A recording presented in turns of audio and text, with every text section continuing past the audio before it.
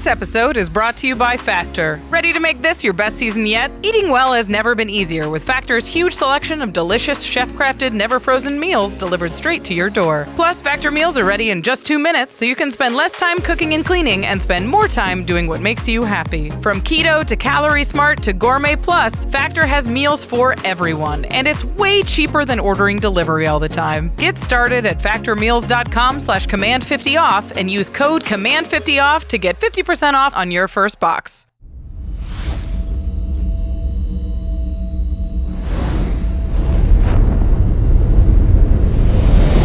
Greetings, humans. You have entered the Command Zone, your destination for all aspects of Elder Dragon Highlander.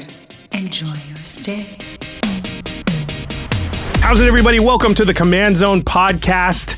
I'm your host, Josh Lee Kwai. I am here by myself because the cycle is now complete, or is about to be complete. I, today, am going to give you a tour of all 26 of my personal commander decks. Rachel and Jimmy have already done this exercise, and I know y'all have been bugging me to do it for a while. It's finally here. I'm just going to get started because it's a lot of decks. I'm going to follow the same general structure that Rachel set up when she did this the first time. Some quick notes. Most of these decks have been featured in gameplay episodes. Some of the older ones, we even did deck tech videos before, back when we used to do deck techs. And all those links you can find in the show notes. Speaking of, let's start off with one of my most known decks. In fact, not to brag, but I believe that at one point in time, 6 or 7 years ago, this was the most viewed deck on the internet, on the popular internet deck list sites at the time. I believe I reached the rank of number 1. It is from Game Nights number 18, which was with Jimmy and Prof and Wedge. And it is, of course, the Athreos God of Passage / Shadowborn Apostles deck. Now, this deck is built around really the Shadowborn Apostles card, which says you can have any number of them in your deck. The deck has 28 of them. I've tinkered over the years with more and fewer, and I've found that if you get much lower than this count, you just don't draw enough for the deck to really do its thing. Athreos is, of course, there to provide the colors, but also as a way to make it so that eventually the opponents have to give the Shadowborn Apostles back to you because they can't afford to keep taking the 3 life. It is an Aristocrats deck. That is the plan of the deck. You are sacrificing the Shadowborn Apostles either to their own ability to get big demons out or to other normal, quote-unquote normal Aristocrats things like Skull Clamps and stuff like that. So the main plan is get a bunch of Shadowborn Apostles out, and then you can use them to get out big demons.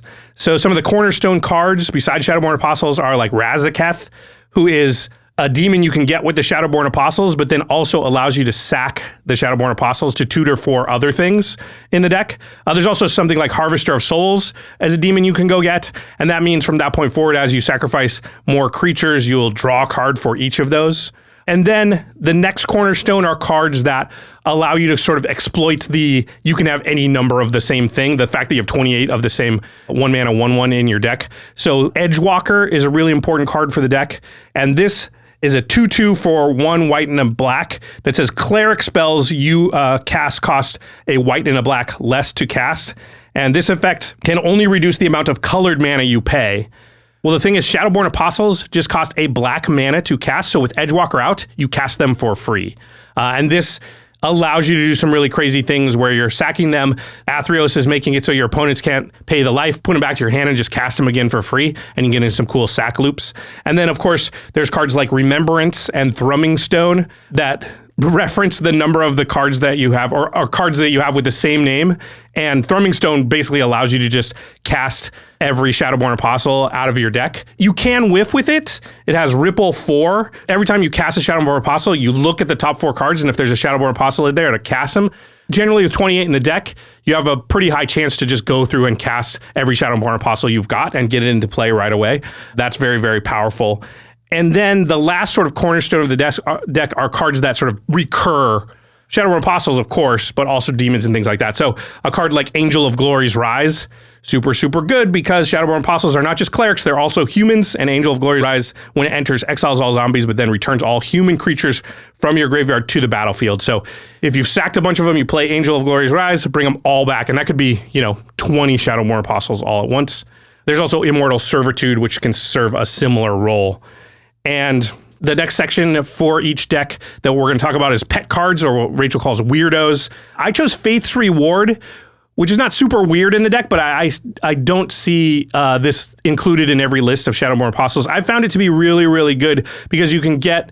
What you're normally trying to do is get 6 Shadowborn Apostles out, untap with it, and now, for 1 black mana, you sack them all. You go find something like Harvester of Souls, let's say. It comes into play. You still got 5 or 6 mana to play with, and now you can go Faith's Reward, bring all the Shadowborn Apostles that you just sacked back to the battlefield, and you still have 1 or 2 mana left. You could sack them again, go get Runescarred Demon, and draw 6 cards because you just sacrificed 6 Shadowborn Apostles. So those loops are very powerful because what happens is people tend to try and stop what you're doing, but you've refilled your hand, and you often have a bunch more Shadowborn Apostles back into your hand at that point. And because of Athreos, they maybe went right back into your hand right away because people can't pay the life. So again, very, very powerful. This deck resonated with a lot of people because the play patterns are pretty unique for Commander. And since, obviously this is 7 or so years ago, it was a very early episode of Game Nights, why I say episode 18. And they've come out with a lot more cards that say you can have any number of cards, like this in your deck. There's basically at least one for every color, and some colors have more than one these days. But it's still a very fun deck to play, and I sign a lot of Shadowborn Apostles when we go to events and things like that. I've added a new section that Jimmy and Rachel didn't have in their videos, but that's because the bracket system didn't exist yet when they did theirs. It does now. So I'm going to say what bracket each deck is in. This is a 3, according to ARCHIDEKT, and that's because there are 2 game changers in the list, and those game changers are Demonic Tutor and Enlightened Tutor. They're mostly to go get a Skull Clamp, because Skull Clamp is that good in this deck, but you can get Thrumming Stone or something else. You could take out those 2 cards, and it would technically maybe be a 2. However, the deck is based around deck searching. That's what Shadowborn Apostles do. So I think it would kind of be disingenuous to try and push this down into the 2 level anyway. So it is a 3. Now it's time to rank this deck on a tier list, and I would put this in the B tier, which may surprise some people, but it's fun to play, but it's not the type of deck that you want to play all the time because, again, it is at heart a tutor deck, so it does tend to sort of play the same cards in a similar order most games. So I would put this as a tier B deck. Okay, moving on to my next deck, which I want to say is one of my favorite decks now. One of my more powerful decks, and I find myself playing it more often. Whenever we have a Commander night, I almost always bring this deck and often get at least a game in with it, which tells me that I'm liking it. And it's Miss Bumbleflower. Miss Bumbleflower is, of course, from Bloomborough, and I'll read it just in case you're not familiar. Miss Bumbleflower is 1 in Bant, so 4 mana, 1 green, white, and blue for a 1/5 Vigilance Rabbit. Whenever you cast a spell, target opponent draws a card, put a +1/+1 counter on target creature. It gains flying until end of turn. If this is the second time this ability has resolved this turn, you draw 2 cards. So remember, on the second spell you cast, target opponent will draw a card and you'll put a 1/1 counter on something and give it flying until end of turn. So you'll do that twice, but then you'll draw 2 cards if you've cast a second spell. So the plan for this deck is you have to cast, or you want to, I should say, cast exactly 2 spells on as many turns as possible per rotation of the table. Because if you cast only 1 spell, you've really put a 1/1 counter on something. Yeah, you gave flying till end of turn, and your opponent drew a card because you have to choose an opponent to draw a card. So if you don't cast that second spell, you're not even at card parity with the table. You've just made somebody up cards. And if you cast a third spell, that's the same thing. You've drawn 2, but your opponents have drawn 3. You may choose different opponents for each card draw, but still. This is really fun for a bunch of reasons. One is because Commander games tend to play out in ways that's not very balanced. So somebody's ahead and you're sort of semi-teamed up with somebody anyway, trying to help find an answer for that. You have the ability on this to help them draw cards and find answers and help you fight whoever the archenemy is or whatever. Also, you can make political deals like, hey, don't attack me, I'll give you the card on the next one. Or, hey, if you destroy my thing, I'm not giving you any cards for the rest of the game, that kind of stuff. The cornerstones of this deck, you want to have a low curve because you want to cast 2 spells, exactly 2 spells, at least on 2 players' turns if you can do it. 3 would be great. And you want instant speed stuff. Obviously, you're going to cast on your own turn, but you want to be able to do it on your opponent's turns. And the way you do that without running out of cards, obviously you draw the 2 cards off of Bumbleflower's ability, but you'll find yourself glutted with lands after you do this a few times because you obviously can't cast the lands. You can only play 1 per turn. I mean, there's ways around that, but So you really want instant speed stuff that replaces itself, that at least cantrips or draws you cards. So Frantic Search is one of the cornerstone cards in the deck. It's a 3 mana instant that draws 2 cards, and then you discard 2 cards, and then you untap up to 3 lands. And this is just a mana neutral spell that filters through your deck, allows you to discard some of those lands that have started to glut into your hand and turn them into spells, and just counts as one of the spells you've cast. Wavebreak Hippocamp is another really important card. This kind of ability that's paying you off for casting your first spell during each opponent's turn. It draws you the card. And so now you're going to sort of cast 2 spells, draw 3 cards. And your opponents have drawn 2, so you're actually up cards on the table, plus you get the 1/1 counters, which do matter. So On the Trail is the last card I'm going to talk about here as a cornerstone, which is an enchantment for 1 and a green, which says whenever you draw your second card each turn, you may put a land card from your hand on the battlefield tapped. And what this does is get those lands on your hand, puts them on the battlefield tapped, it's ramp, and you can do this 2 or 3 times a rotation, and then it becomes kind of like exploration or burgeoning or something like that. But I like it better because it's tied to the plan that you're already doing. And it's a lot cheaper than those other 2 cards, of course. For pet cards or weirdos, I put Aboleth Spawn, which is 2 and a blue for a 2/3 fish horror with flash and ward 2. And it says whenever a creature entering the battlefield under an opponent's control causes a triggered ability that you of that creature to trigger, you may copy that ability. You may choose new targets for the copy. So this gives you a copy of all the ETB creatures effects that your opponents play. And it's also at flash speed. So you definitely get one where they don't know you're going to get it. And this counts as a spell that you've cast. For Bumbleflower, it can be one of the 2 during your opponent's turns. And it often just does get you a ton of value and also makes it hard for your opponents to necessarily do what they want to do on future turns until they get rid of this thing. So I've been pretty happy with Aboleth Spawn as kind of a one-off in my decks that have blue as a sort of weird thing that I have access to. And one of my reputations as a player with anybody that I play with often is that Josh often will have some sort of tricky, weird thing in his deck that's hard to predict. And it keeps my opponents off balance, and I like keeping that reputation. So I like having weird cards like this that I have access to from time to time to keep my reputation. How this deck wins, a lot of people ask that question because Bumbleflower, it's not clear. Obviously, the jump ability, giving something flying and 1/1 counters can eventually add up to swinging out and taking people out in the air, and your ability to politically maneuver, like get people to attack each other, not you, because you're promising them cards, will hopefully get them low enough that they're within striking distance of that. You also have things like Hullbreaker Horror or Ominous Seas. Those will both sort of give you enough oomph to get over the edge and claim victory, and those are often the sort of game-winning pieces from this deck. As far as bracket, Miss Bumbleflower is at bracket 2, which feels low. I would have called this like a strong 7 in the old 1 to 10 power system. I will note it has a lower land count than probably Rachel would approve of. It has less than 38, and that's because there's so much cantripping in the deck that you often find yourself with too many lands in hand, and when I had 38, I was just glutted with lands in my hand too often. And so I actually purposely brought the number down from goldfishing it a ton of times to the number it's at so that it feels a little bit smoother. All right, for ranking, I am going to give Miss Bumbleflower S tier. It is maybe my favorite deck on the whole list. Let's see, do I want to say that? Well, I guess we're going to go through the rest of them and we'll see if I revise that. But as far as I can tell, I'm bringing it to Commander Night almost every night, and I always want to play it, which tells you that it's one of my favorites. And it exactly suits my play style. It's just doing stuff all the time, has a lot of interaction, and is super fun. And it's also fun for my opponents because I let them draw extra cards, so they get to do stuff even if the deck wins, or even if they're not the ones that win. And I will say Miss Bumbleflower has a pretty high win rate. It does pretty well. All right, my next deck, it might surprise you. It's an aggro deck, and I do have a number of aggro decks in my collection. And this deck taught me a very important lesson. But before I talk about what that deck is, I want to talk about our sponsors. CardKingdom.com/command is the best place to go to get your Magic product, singles, anything at all. You're hearing about a lot of decks today and probably a lot of cards that go in those decks. If you see anything that inspires you and you want to build a new deck, well, you can't do better than Card Kingdom. They have a huge inventory, all the cards you're looking for, in the version you're looking for, and we love them because they are one-stop shop. They are one place. You put your deck list into the cart, you hit checkout, and all that stuff comes in one convenient package to your doorstep. You really can't beat the instant gratification of that. All you got to do is add your basic land, sleeve it up, and you're ready to go. You don't have to wait for a bunch of different pieces to arrive from separate places. And I don't know about you, but when I build a deck, I'm very excited to play it. And Card Kingdom gets me from the point of like idea in my head to I'm shuffling the cards and I'm playing it faster than anybody else. So again, cardkingdom.com/command. That is the place we order our own cards from when we're doing things like game nights live, and all that stuff. And of course, once you get your hands on those cards, you want to keep them protected.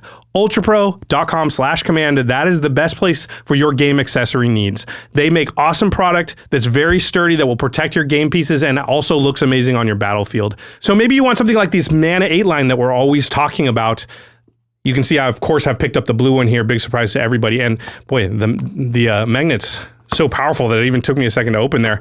These are great for when you're traveling to things like MAGICCONs, because not only are they going to keep your deck super, super protected, they're also really good to have people sign. So if you meet content creators, people like Jimmy, myself, Rachel, or anybody else at the MAGICCONs, and you want them to sign something, there's nothing better than something like Mana 8, because you have a lot of readily available places to sign. I like cool deck boxes with cool art on them and things like that, but sometimes they can be a little hard for, like, where do I put my Sharpie so that my name will pop out? So Ultra Pro is really good for stuff like that. But of course, they have things like the satin towers that are very, very sturdy in different sizes. If you have things like dice, things that you want to carry, we've got our Mythic Alcove deck boxes here, the Game Nights ones. Those are, again, similar to the Mana 8, very, very sturdy. They got sleeves, they got playmats, they got dice, they got wall scrolls.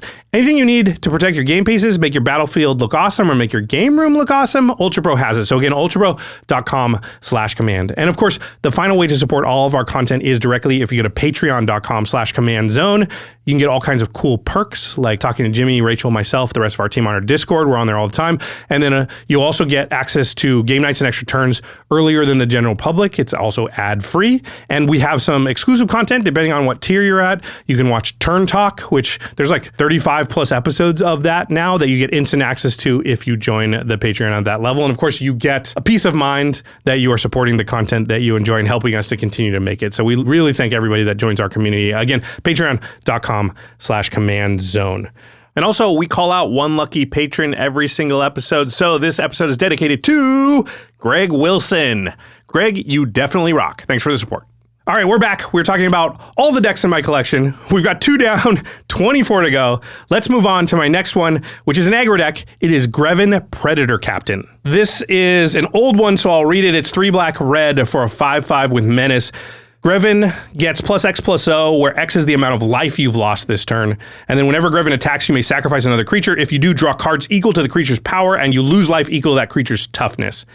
So you want to have creatures with high power, low toughness to draw the most cards by taking the fewest damage. However, all the life you've lost in a turn makes Greven bigger, so sometimes you do want to lose life on purpose to hit people harder.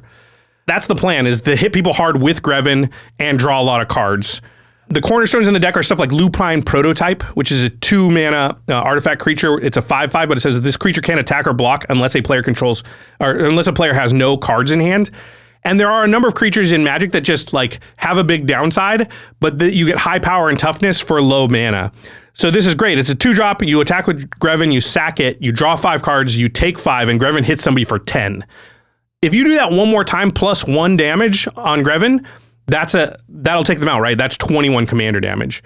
Speaking of commander damage, another cornerstone card is Wall of Blood, which is 2 and a black for an 0/2 wall. But it says pay 1 life, Wall of Blood gets +1/+1 until end of turn.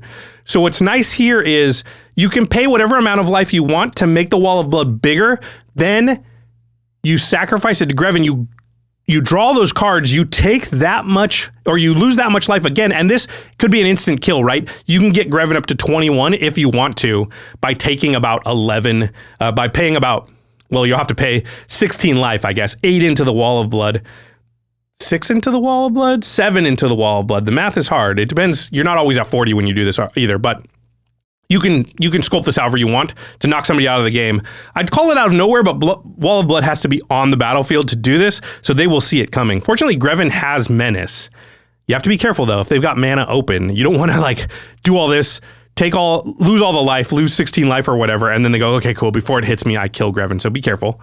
There's another card that I'm calling a cornerstone. It's called Fire Covenant, and this is an instant, it's a burn spell. When you cast it, you pay X life, and then it deals X damage divided as you choose among any number of target creatures. This is another way to pay as much life as you want. It also is removal, so it can remove the blockers that are in the way of Greven so that you can then get in and knock them out in one hit. It also is just pretty good, efficient removal. You could get rid of like 3 or 4 problem creatures out there for 10 or 12 life, which sometimes is worth doing just on its own, but obviously it's better when you combine it with Greven and he gets really huge and knocks somebody out of the game. And then the last cornerstone card is, sometimes you can't attack. There's blockers out there. There's stuff they're going to have to stop you. Maybe there's a Maze of It or something, God forbid. And there are ways around that, and you want to make sure that your deck can deal with it. And so you want stuff like Fling, which allows you to just sacrifice a creature and just deal damage directly equal to its power. So you can, of course, lose the life. Greven gets huge. Fling it at somebody. Chandra's Ignition will do a similar thing. My pet card, or my weirdo in this deck, is an old favorite of mine. It's Imp's Mischief, which is, it's not a weirdo, right? Like, I think it can go in any deck that has black but doesn't have blue. It's 1 in black for an instant. Change the target of target spell with a single target. You lose life equal to that spell's mana value. So this is obviously good because it can grow Greven, but you're usually doing this on other players' turns to stop removal or board wipes or other things like that, or stop them from winning. If you can use it in that way, it is a black counter spell, and of course I'm going to advocate for use of a black counter spell. Big surprise there. How it wins, I just described. Fling, attack, Tainted Strike is another card in the deck that can sort of get you there with losing less life. This is a bracket 3 deck. It has 3 game changers in it. It's got Demonic Tutor, Mana Vault, and Necropotence. Necropotence is another card kind of like Wall of Blood that can allow you to pay as much life as you want and get people with Greven out of nowhere. I will say this deck is very glass cannon. Also not necessarily the most fun to play, because if you want to win, you kind of have to focus fire like a particular player. The worst thing you can do with a deck like this is like hit Rachel, then hit Jimmy, then hit, Olivia. You just spread out your damage, and how are you ever going to win the game in an attacky Voltron Rakdos deck if you do that? But that also leads to, like, you usually can knock out a player super early. That's not that fun for them, but you don't always have the punching power to finish off the other 2, and they often are sort of ready after they see that happen to be like, okay, I'm going to hold my removal now, or I'm going to get that thing off the table so that I don't just die to it. I'm going to give this a ranking of the B tier, which is also sort of similar to the Athreos in that it has a very similar play pattern every game. It has a lot of redundancy for the effects that it has.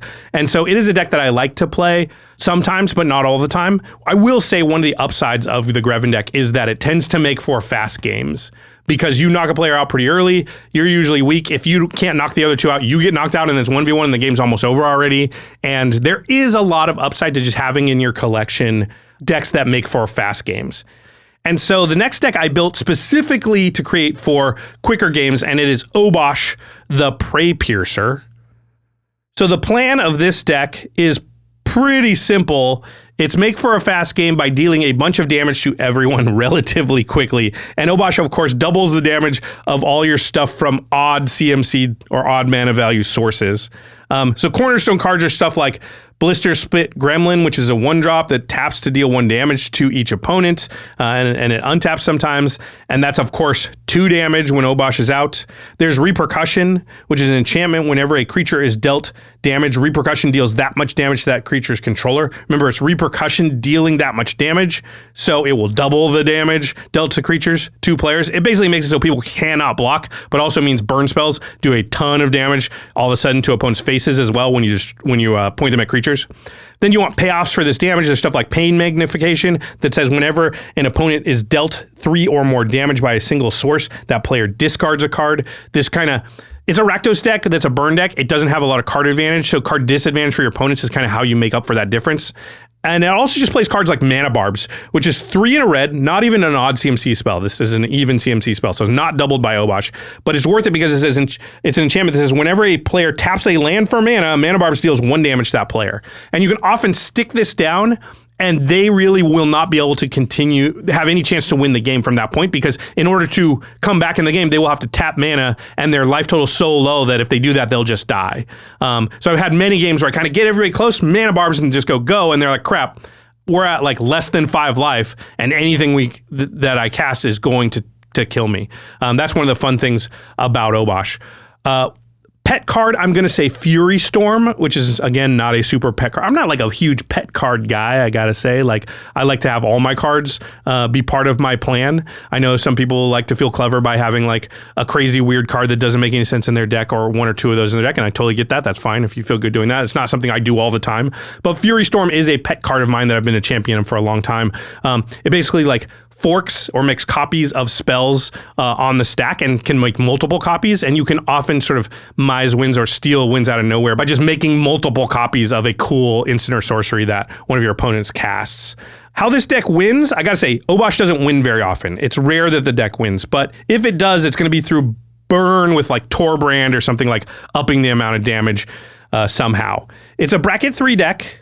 It has Necropotence, Deflecting Swat, and Field of the Dead in it. Those are the game changers that make it a bracket 3. I would say this deck really is like a bracket 2 in strength. Its biggest problem is just sort of running out of gas or things to do. Its goal is not really winning, though. It's just making for a quick game, and it's really good at that. I'd probably say I've definitely won less than 5 games with this thing. Maybe only 3 games I've ever won with it, ever. That's got to be something like 5% of the games I've played with it. But again, that's not why I have it. For ranking, you might be surprised, but I'm going to give this an A tier ranking.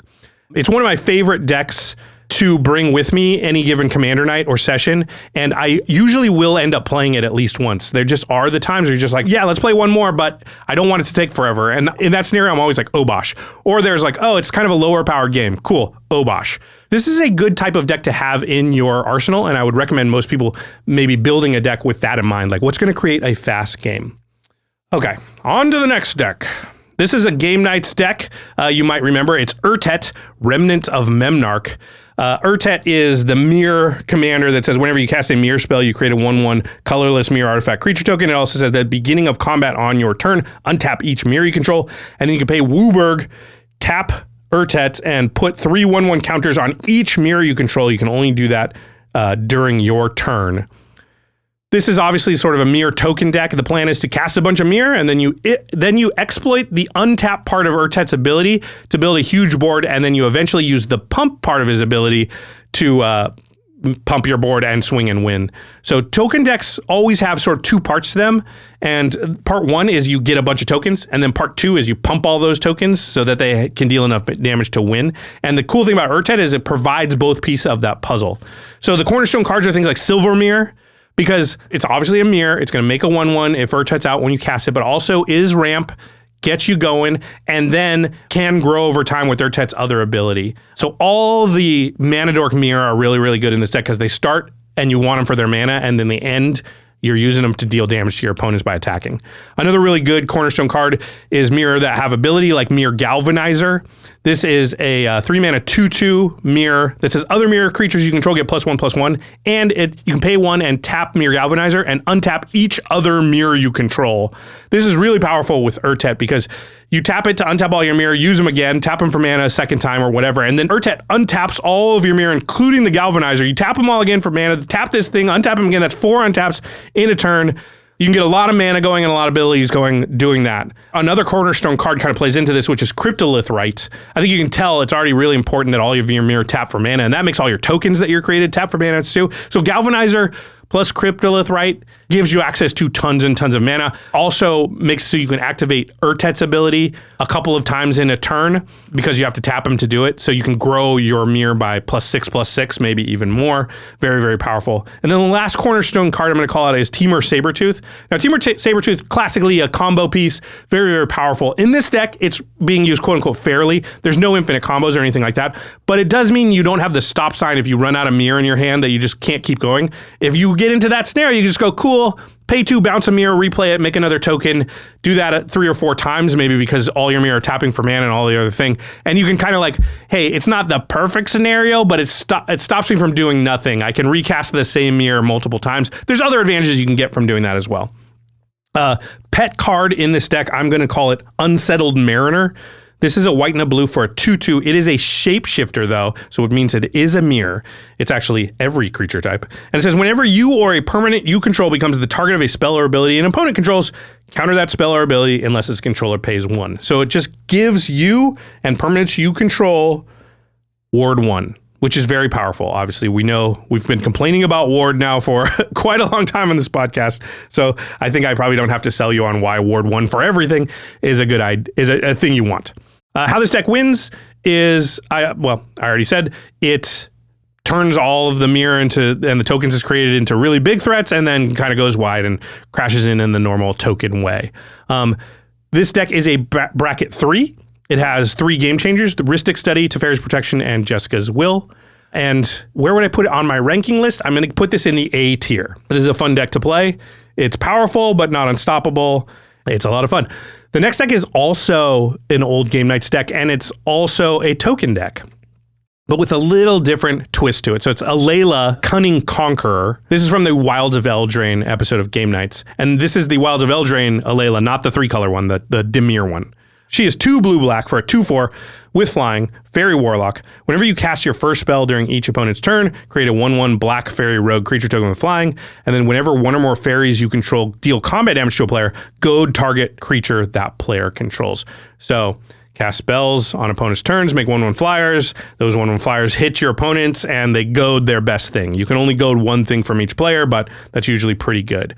So the plan of this is pretty simple. Cast a spell on as many opponents' turns as possible, make a ton of fairies, profit. It's a little bit similar to Bumbleflower, and that Bumbleflower is a little harder. You got to cast more spells, and Bumbleflower's payoff is borderline worse. Anyway, cornerstones of this deck are Fairy Mastermind, which is a classic card. It's a 2/1 flyer. It's a fairy. It flashes in, though, so you can count as that spell on your opponent's turn. And then things like Opt, which are just 1 mana instants that replace themselves, give you a little bit of card selection, but will make that fairy and can be the 1 card that you play on your opponent's turns. You're going to obviously want a lot of flash and instant speed stuff.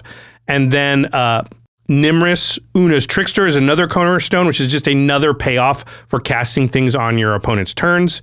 Then there's Tegwill, Duke of Splendor, and this says other fairies you control get +1/+1. It's flying and death touch, and it says whenever a fairy you control dies, draw a card and lose a life. So this is just a fairies typal card, and this deck will win because of the fairies most of the time.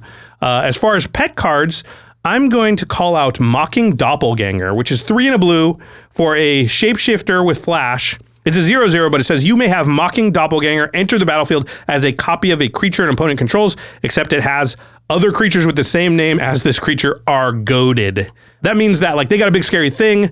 If Alela's flyers couldn't get through and goad that thing already, or maybe they have 2 big scary things, you bring this in, you make a copy of it, and now that thing is goaded, and you have one for yourself. I've liked having the Mocking Doppelganger in many decks. It is another sort of tricky thing that's hard for your opponents to exactly see coming.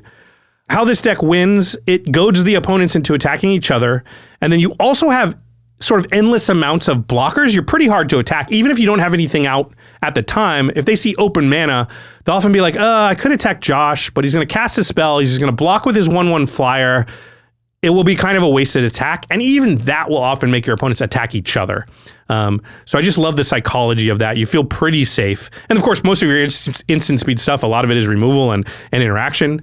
And then what happens is, so your opponents end up sort of hitting each other quite a bit, and then you just finish them off with your swarm of tiny flyers. Maybe you pump them a little bit, but you often don't even have to do that. You just, a couple of turns of sort of controlling the board and hitting everybody for 6 or 7 will do it. As far as brackets, this is a bracket 2, which I was surprised when I looked on ARCHIDEKT and I saw there was a bracket 2. I just realized there was no game changers in the list. And I would say this feels roughly equivalent to all of the other decks on the list so far, even though some of them are on bracket 3. And I know it's definitely stronger than Obosh. It's probably stronger than Greven. As an aside here, I think this is kind of one of the problems with the bracket system, is that they don't fully necessarily, everyone wants to focus on how many game changers are in it, so what the computer would tell you what bracket it's in, and you have to use some of your own judgment when you're judging power level. And so again, I would put this in what we would have in the old days called a 7 category, where it's roughly equivalent, maybe a little stronger, a little weaker than all the decks I've talked about, but they're all in the same range where they could play with each other for the most part, and the games would be fine and fun. Not saying they're all exactly the same power level, but none is so advantaged that it's going to make that much of a difference to your gameplay. All right, Alela. I'm putting it as an A tier deck. It's a lot of fun to play. Fits my play style really well. Casting stuff on other people's turns.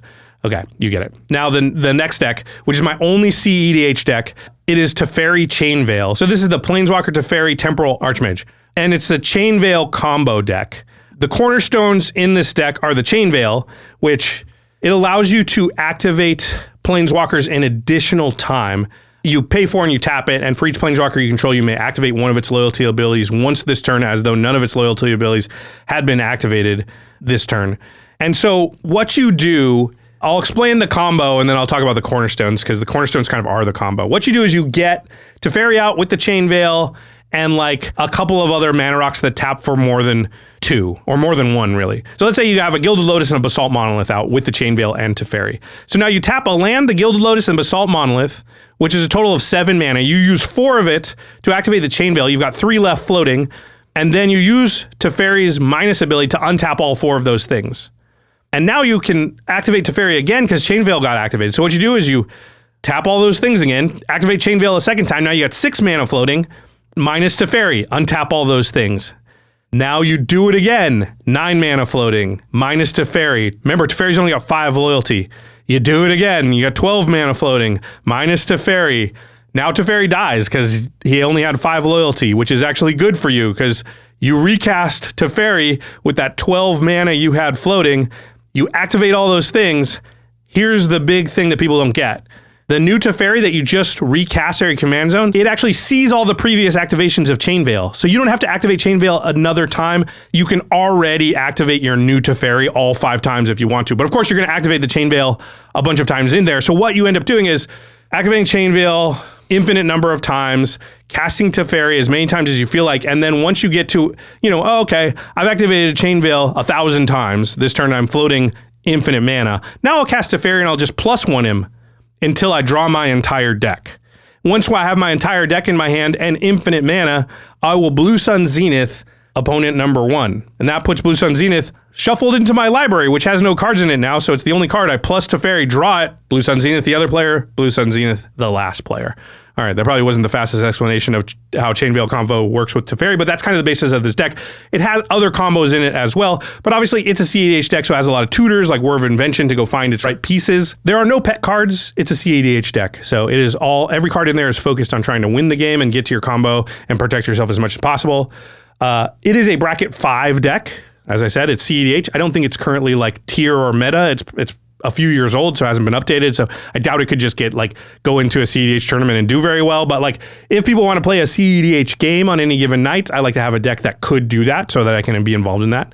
And I'm going to rank this among my decks as a C tier. And that's just because I rarely play it. It's fun to play. The games are fast. I'm not a big cEDH player. I don't like to play cEDH games all the time, but I don't mind playing one a night or something like that. It just, we don't usually even play one cEDH game per night. So I end up just only playing this deck a few times a year. And then it's a complicated deck. The lines are complicated, so I'm not very good at it because I don't do it very often, which does make it a little less fun. The next deck is a deck that is in the running for my favorite overall, and probably the commander that people have me sign the most often at conventions and is also one of my more powerful decks. It is Shorikai, Genesis Engine. This deck is a control deck at heart. What it wants to do is control the game and then eventually outvalue and out-attrition the opponents, and the incidental pilots that you're making along the way often have to do with that. The cornerstone cards are things to untap the Shorikai, like Voltaic Key, a Phaedo Alchemist. Welcoming Vampire is another one. Just every time you get a pilot, you're going to draw cards, just kind of keep that throughput. Felidar Retreat ends up being a very powerful card in this deck because it just allows you to have blockers around, but eventually you change it into I have enough stuff now, I'm going to start pumping it, and that'll be my win con. And it doesn't cost mana, right? It's just on landfall. And so often you get a fetch land or 2 into play. And the difference between all your stuff being 1/1s and 2/2s and all of it being 3/3s and 4/4s is pretty big and can often be the reason that you win the game. Another cornerstone card, and this is just a card I just wanted to look, it's a signpost for a lot of what's in the deck, is Circular Logic, which is a counterspell that has madness. So you basically, it's card advantage when you play it because you were going to discard it, but instead of discarding it, you cast it. And it cares about how many cards you have in your graveyard, but because Shorikai, you're drawing 2 and putting 1 in the graveyard, your graveyard's always very, very full. One of my pet cards in the deck is Cleansing Meditation. This is 1 white for a sorcery. It says destroy all enchantments, but if you have Threshold, instead destroy all enchantments, then return to play all cards in your graveyard destroyed this way, and Threshold means if you have 7 or more cards in your graveyard. Because Shorikai is putting cards into your graveyard constantly, you always have 7 in there, and being able to destroy all enchantments that aren't yours is very, very strong. All right, so going back to how this deck wins, like I said, often attacking with pilots or cats off of Felidar retreats, but also it does have a sort of steal and clone component, so you can sometimes steal and or clone your opponent's best things before you remove them and then take them out with that stuff. This is a bracket 4 deck. It has 7 game changers in it. You could remove 4 of the game changers pretty easily, and then it would technically be a 3.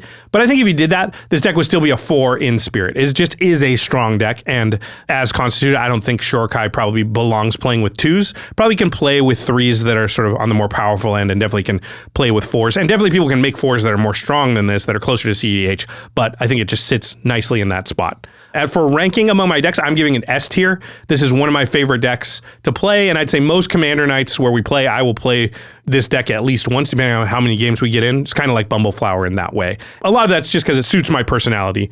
It has a lot of play. It never feels like it's out of it. It can reach out and interact with the opponents. It is just a fun deck. All right. Next up is another deck I was really, really known for in the old days. This deck is actually an evolution of the very first Commander deck that I ever built. So I still have a version of my very first Commander deck around, and I still play it. And if you want to find out what it is, stick around for just a second. We're going to take a quick break here, message from our sponsors, but we will be right back. It's everyone's favorite lobster chef, Ragost, deft gastronaut. I used to think the best way to eat smart was to eat parts, yes? Spacecraft, robots, laser swords, you name it, I'd cook it. But melting the metal took forever, and my hunger moves at light speed. So thank my lucky stars that Factor warped into my life. Factor helps me eat smarter and faster with delicious chef-crafted meals delivered right to my door. Even after I turn all your scrap into scrumptious food, Factor still has more variety with over 65 weekly options to choose from, and healthy too. There's global flavors inspired by China and Thailand, and even premium seafood options like salmon or shrimp at no extra cost. My favorite is the savory Greek feta shrimp with peppers and broccoli. Hopefully none of those shrimp are my cousins, though. Eat smart at factormeals.com/command50off and use code command50off to get 50% off your first box plus free breakfast for 1 year. That's code command50off at factormeals.com for 50% off your first box plus free breakfast for 1 year. Get delicious, ready-to-eat meals delivered with Factor. Offer only valid for new Factor customers with code and qualifying auto-renewing subscription purchase. All right, then I will tap out for Raging Swordtooth. Raging sword tooth. More like raging tooth pain. Am I right? Wait, do you have raging tooth pain? Don't we all? Jimmy, when was the last time you saw a dentist? Oh, I guess it's been a while. Let's see. When did they get rid of mana burn? What? Crap. All right, that's it. I'm gonna make you an appointment on ZOCDOC. On what now? ZOCDOC, it's a free app and website where you can search and compare high-quality in-network doctors and click to instantly book an appointment. From dental health to mental health to primary care, they have over 100,000 doctors across every specialty. In fact, I use ZOCDOC to find a dermatologist who really helped me with my eczema. You can filter based on insurance, location, and patient rating. And ZOCDOC is great for seeing someone fast. So remember that doctor's appointment we've all been putting off? Well, now you can get it done same day. Yeah, same day is probably a good idea. My teeth hurt. Stop putting off those doctor's appointments and go to ZocDoc.com/command to find and instantly book a top-rated doctor today. That's ZocDoc.com/command. ZocDoc.com/command. Hello and welcome to Apogee Science. I am Kilo, your knowledge interface for lucrative opportunities and owner of Kilo's No Lies Cake Shop. Even for a supercomputer like me, starting my own business was intimidating. I needed a partner, but after many contenders failed my rigorous tests, I found the perfect e-commerce companion, Shopify. Their design studio full of ready-to-use templates let me build an effective online store, or as I call it, my my web portal. Then their marketing platform helped me launch email and social media campaigns to reach new customers and dispel the hateful rumors about my cake's existence. And with Shopify's expertise in global shipping, they ensure my totally real cakes make it exactly where they need to go. It doesn't take a rocket scientist to see why Shopify powers 10% of US e-commerce. So make a note, with Shopify, you too can find huge success. Turn your big business idea into with Shopify on your side. Sign up for your $1 per month trial and start selling today at shopify.com/TCZ. Go to shopify.com/TCZ. Again, shopify.com/TCZ. You know what my favorite thing is about ARCHIDEKT? The color tags. Each card has a tab that you can use to mark collection status or whatever else you want. So when I'm building or updating a deck, I'll mark what I have, what I've ordered, and what I don't have yet. It really helps me stay organized. Plus, you can add more tags in new colors to mark anything from potential cuts to new additions. And better organization makes for better decks. So go ahead, try it out. ARCHIDEKT is the best place to browse, brew, and playtest Commander decks. Just go to archidekt.com/command-zone to get started. That's ARCHIDEKT.com/command-zone. All right, we're back. We are going through a tour of all of my Commander decks, and I teased it out before that sponsor break. This is my original Commander deck. Well, it's an evolution of it, right? Like, it's not the exact same as my original list. But the first time I ever played Commander, I played a Nekusar deck. And then a couple of sessions in, I decided to change it into a 5-color deck that still had the Nekusar theme, which was, hey, we'll let everybody draw cards, but we're going to punish them for drawing those cards. So I call it 5-color Nekusar, but the commander is actually Cromat. Cromat doesn't matter much. It's a very old school 5-color commander that has a bunch of activated abilities. It's really just to give me the colors I need to play the deck, which, wants to have all 5 colors. It's still the plan of this deck is the Nekusar plan. Have everybody draw cards and then punish them for drawing those cards. So cornerstone cards are cards that give card draw to everybody. Howling Mine being the most classic of them. But also like things like Teferi's Puzzle Box, which make everybody draw a lot of cards, but also make it hard for your opponents to plan because they can't carry any cards over from turn to turn. And then it wants to play wheels like Windfall and Molten Psyche's a really, really good one. Cards that make them discard their hand or shuffle them back into the library and then draw that many cards or brand new cards. Molten Psyche is great because it has damage also stapled right to it. And then you want to punish card draw. Nekusar obviously does that, but these are what we call Underworld Dreams effects. And Underworld Dreams was just a classic card. It was an enchantment that says whenever an opponent draws a card, Underworld Dreams deals 1 damage to that player. So we want redundancy of that effect. We obviously have Nekusar, we have Underworld Dreams, we have Phyrexian Tyranny, another version of this. So once you get that card draw going for everybody, then you stick these Underworld Dreams effects and you dare them to be able to, kill you before they die to the card draw. And the way you make it hard for them to kill you is you have protection. One of the key ways to protect is just a decent amount of board wipes. So things like Terminus, which is a 4 white for a sorcery, put all creatures on the bottom of their owner's library, but you can miracle it for a white. So sometimes it just costs 1 mana. But also bottom of library is a lot better than the graveyard most of the time. And then also has some pillow fort type stuff like Propaganda, Ghostly Prison, make it hard for you to be attacked, and a bunch of interaction and a few counter spells and stuff like that. The pet cards in the deck, I'm going to call out Spirit of Resistance. This is 2 and a white for an enchantment. If you control a permanent of each color, prevent all damage that would be dealt to you. So when you have a 5-color commander like Cromat, that alone will cover the stipulation of Spirit of Resistance. So if you have Spirit of Resistance and Cromat, you will prevent all damage that would be dealt to you, which is very powerful. It doesn't work with something like Kenrith, who is 5-color identity, but is not a 5-color card. So this is a nice sort of upside you get for actually playing something that costs Wooburg. This deck is a 4 under the bracket system. It's an old deck, but it does have quite a few tutors, and it even does have some land destruction. Armageddon's in there, and it really is, it would have to be a 4. There's no way to bring it out of the 4 range without taking out some of that stuff, which it may sound like, hey, everyone would hate playing against it because it has Armageddon, but actually I've found that this deck is not hated by people to play against because they draw a lot of cards. So they get to give you their best shot, and they often win. You often give them a lot of card draw, and they use that card draw to do cool things, and they beat you. They often are faster to the punch than you are, or they can recover from a board wipe or something, and you can't quite stay safe or whatever. But every once in a while, you get the Armageddon off, and then they just die. And it's not the kind of deck where you go Armageddon, and then they're like, draw, go. They're going to die really fastly when you cast that, because it's like, cool, Armageddon, go, and they're like, okay, I draw 4 cards, I take 12 damage, this is going to be over pretty fast. So people tend to not be as mad about that when it happens. It's not like you're Armageddon all the time or anything like that.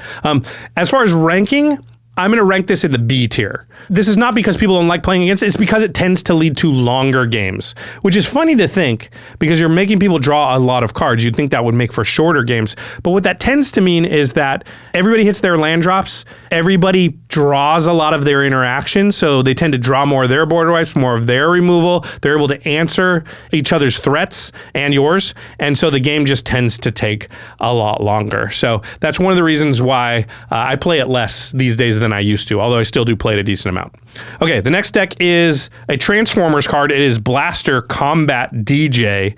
Now this card uses a trick of giving all your stuff modular, and then I chose to build the deck, and I think it's a pretty common way to build it, with modular creatures. And what happens is if a modular creature gets modular, it gets 2 instances of modular, which means that if a modular 1 creature dies, it has 1 counter on it, it's going to put 2 counters onto another artifact creature because it will get the modular twice because it has 2 instances of modular. Hopefully that makes sense. So the cornerstone cards in this deck are things like Scrapyard Recombiner, which is a modular 2/3 drop construct, which means when it dies, you'll put its 2 modular counters from its modular 2 and then 1 more counter from its modular 1 onto a thing. But it also has an ability that says sacrifice an artifact, search your library for a construct card, reveal it, put it into your hand, and then shuffle your library. So it tutors for other constructs, which are often modular creatures or very important creatures to your deck. In fact, the next cornerstone is Scrap Trawler, which is a classic card that kind of lets you sack and then get something quote unquote smaller back. And it leads to these sack loops where you sack this, get this back, sack this, get that back, sack a thing, get another thing back. And with the modular, this really stacks up really quickly and allows you to put a ton of +1/+1 counters onto one thing. You combine this with stuff that add even more counters when you add counters to stuff. So even just like Hardened Scales that just adds a +1/+1 counter whenever you add one. Well, with 2 instances of modular, that happens twice. So now Scrapyard Recombiner goes, sack it, put 2 counters on something. That's actually 3 from Hardened Scales. Then put 1 counter on something from its second instance of modular. That's actually 2 because of Hardened Scales. And now I've got 5 counters on it when I started with 2. And then the other piece of this puzzle is sack outlets. So you want stuff like Greater Good, which allows you to sack the thing, filter through your deck, put extra counters onto stuff. And now when the stuff's bigger and you sack it, now that something's got 5 counters on it, right? Plus whatever it had. And you go, cool, sack that, draw all these cards, discard a couple, put all those counters over here. It got even bigger. It snowballs really, really quickly. Pet cards, there's nothing really weird in this deck. Everything has to do with the plan of sort of getting counters, playing with counters, modular, that kind of thing. How this deck wins is it can be pretty tricky where you attack with a bunch of modular creatures, and if you just have more creatures than them, they go block these 3, and the 2 that got through, you sack everything else, put all the counters on one of them, one of the unblocked ones, and it can often deal lethal that way. Obviously, if they have a removal spell, that can go wrong. The other way, if they have ways to stop you from attacking or making it difficult or whatever, you can fling, Chandra's Ignition, that kind of stuff is often, you can even like Fury Storm a fling to get rid of multiple players. I've done that for sure. This is a bracket 3 deck. There are 3 game changers in it. Ancient Tomb, Jessica's Will, and Deflecting Swat. With just a little tuning, I think this deck needs a little more removal overall. I think this could probably hang with a lot of 4s. It's pretty strong, it's pretty resilient, it can kind of get you out of nowhere. As far as ranking, this might surprise you based on how I was just talking about it, I'm putting it in the C tier.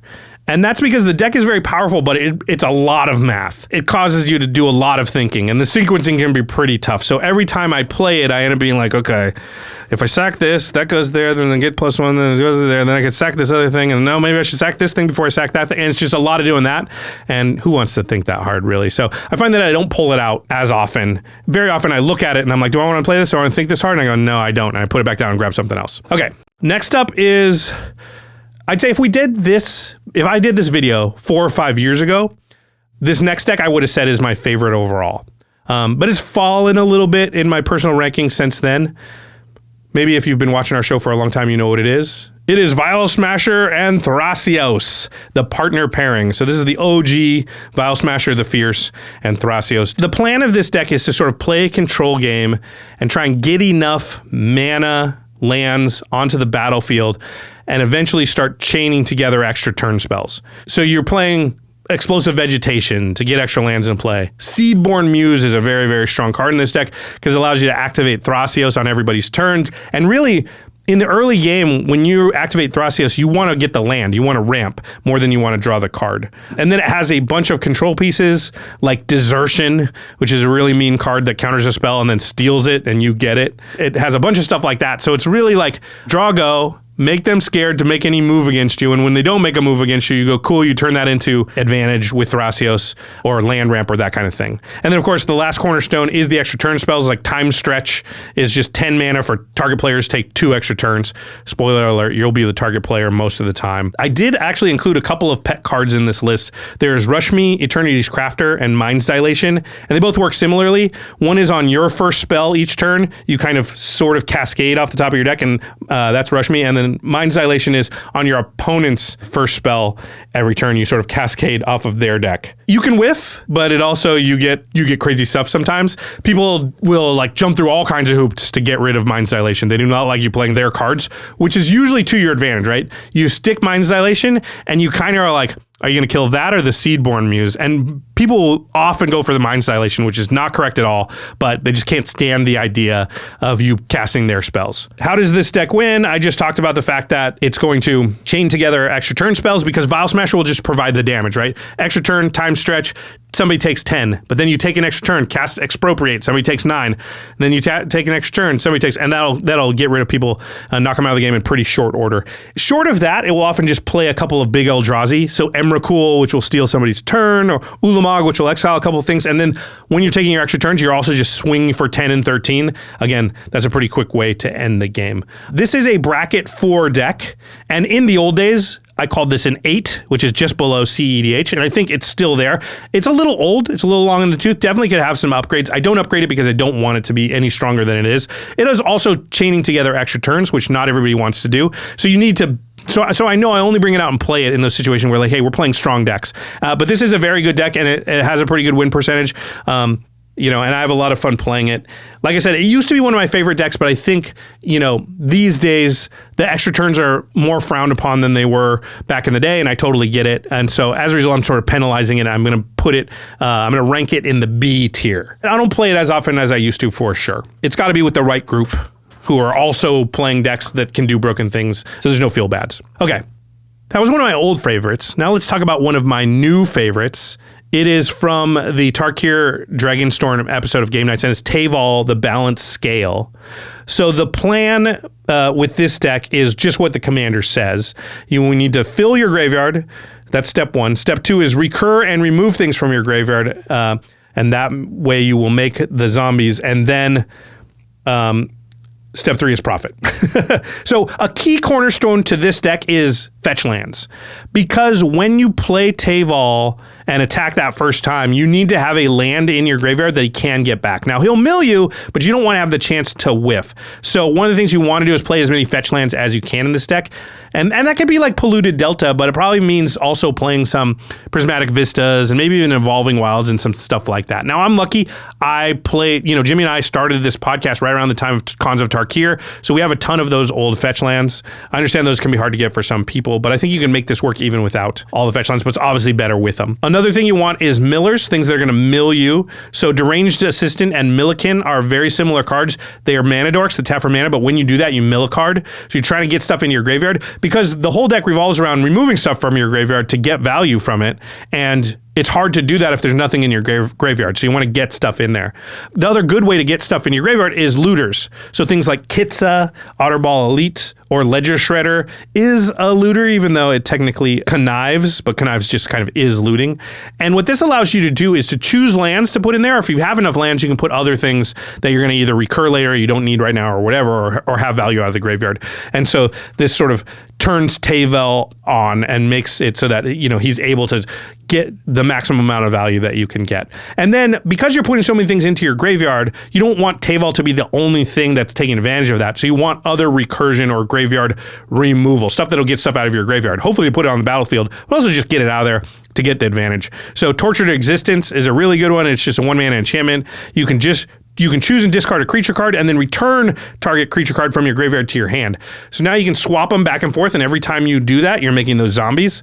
Deathrite Shaman is another card. Basically, if I'm in green and black, I'm probably going to play Deathrite Shaman. It's a 1-mana planeswalker, basically, has all these activated abilities, but all of them exile cards from graveyards. Now, you can target your opponents, but you can also target your own. So it's a mana dork, and it is a way to sort of make zombies, and also your opponent, this can shut off a lot of decks where your opponent's like, I would like to reanimate my thing, but he keeps having his Deathrite Shaman untapped, which means I can't go to reanimate because he'll just remove it from my graveyard in response.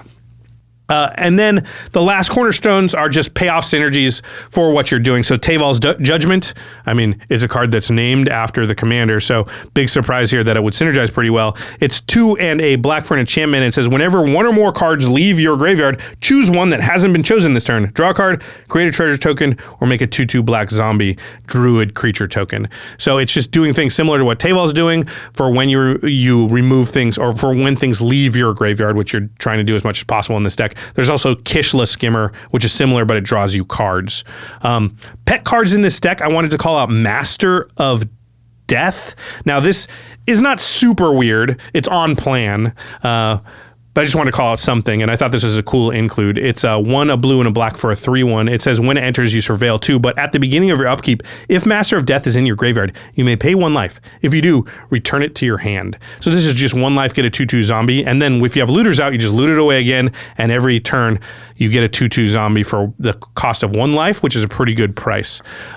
This deck, how it wins is it generally attacks with a ton of tokens and pumps them with like Craterhoof or something like that.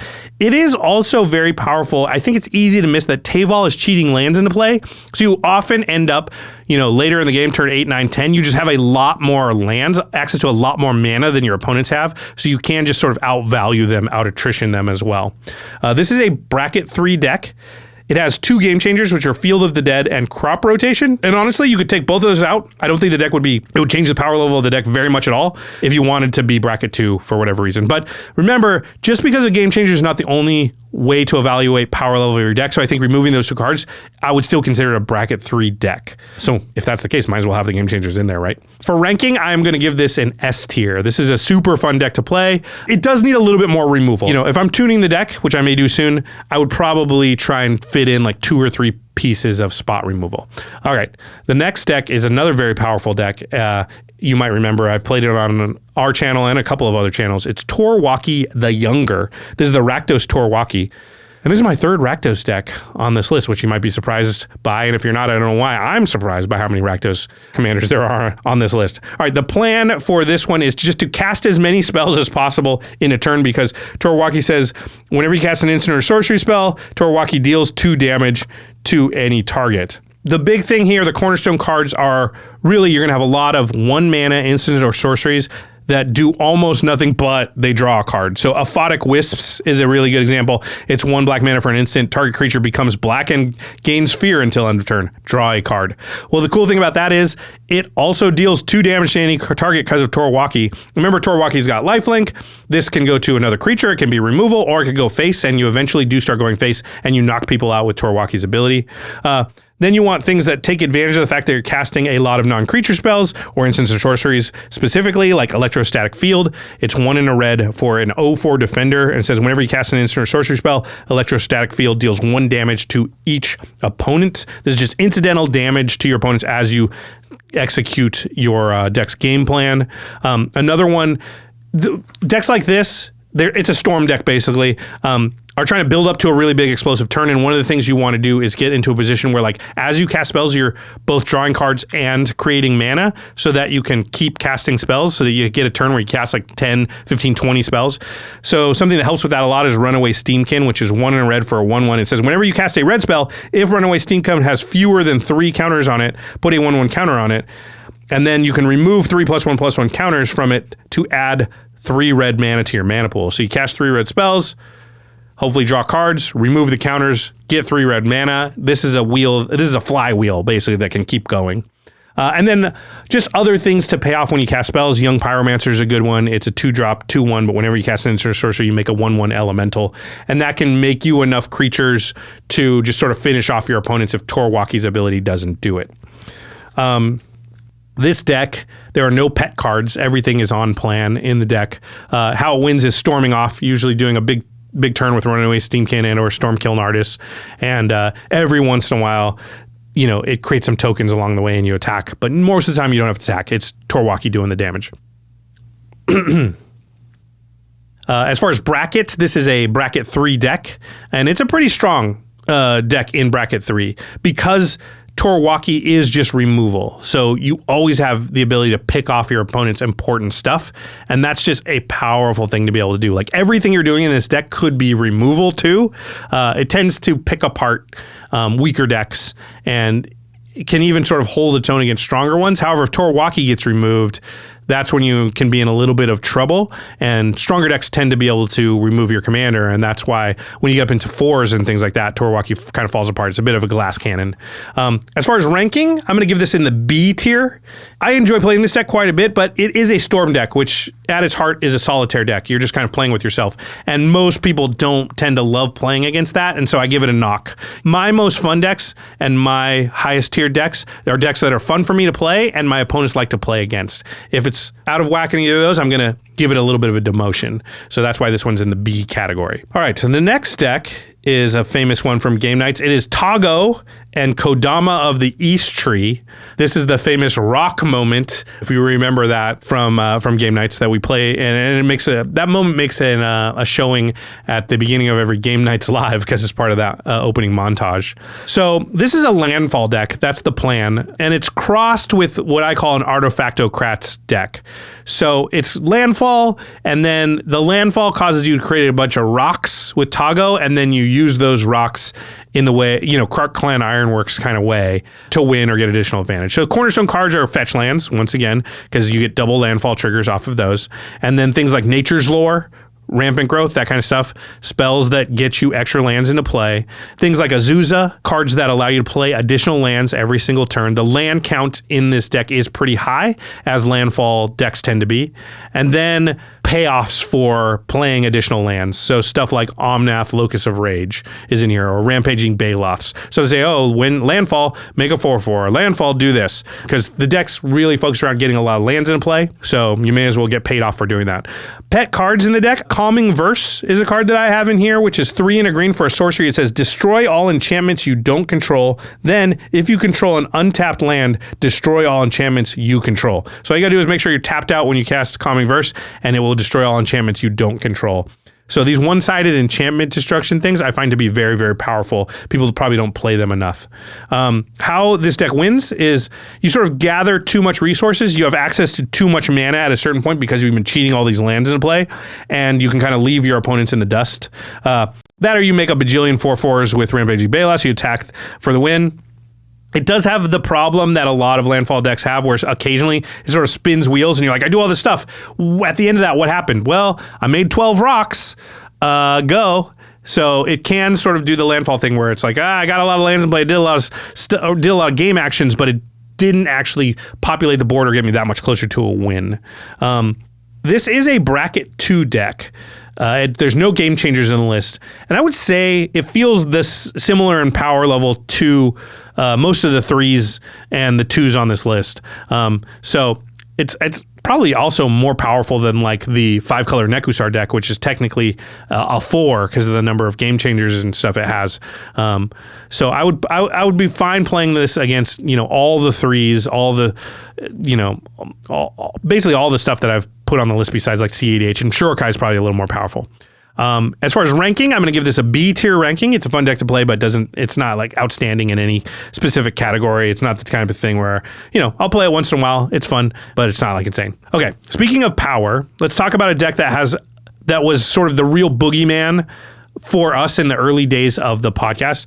So famously, Jimmy and I both built a version of this deck, and I used to say, and this was true at the time, for the first couple, I think 2 or 3 years that I had this deck, I never lost a game with it. I didn't play it super, super often, but it won like the first 10 or 11, 12 games that it ever played. And we used to reference this on the podcast pretty regularly because it was so powerful. It was so powerful that even then we started pull our punches and not play it that much. So for you OGs out there that have been around for a long time, do you know what deck I'm talking about? It is Mizzix of the Is Magnus.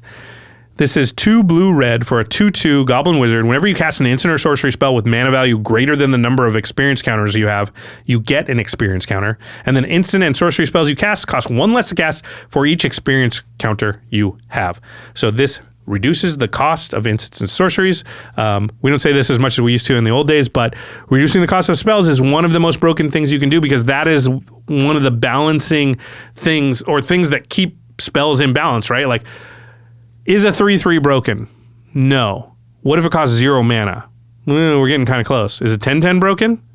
Not if it costs 5-6 mana. What if it costs 1 mana? It starts to get broken. So mana cost is a really big key to how powerful a card is. Now, I built my Mizzix deck around X spells and X counter spells more particularly.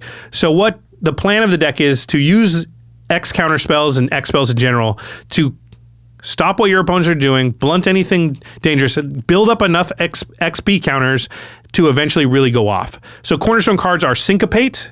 There are a bunch of different versions of Syncopate in this deck, but these are spells that are instants that cost blue and X and say some version of counter target spell unless its controller pays X.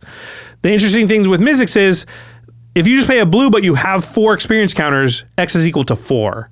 And then that spell technically costs 5, so you get an experience counter just from casting it. That's why X spells are so good, because they kind of always add an experience counter to Mizzix and continue to grow. And I've had games where I had, 20 plus experience counters.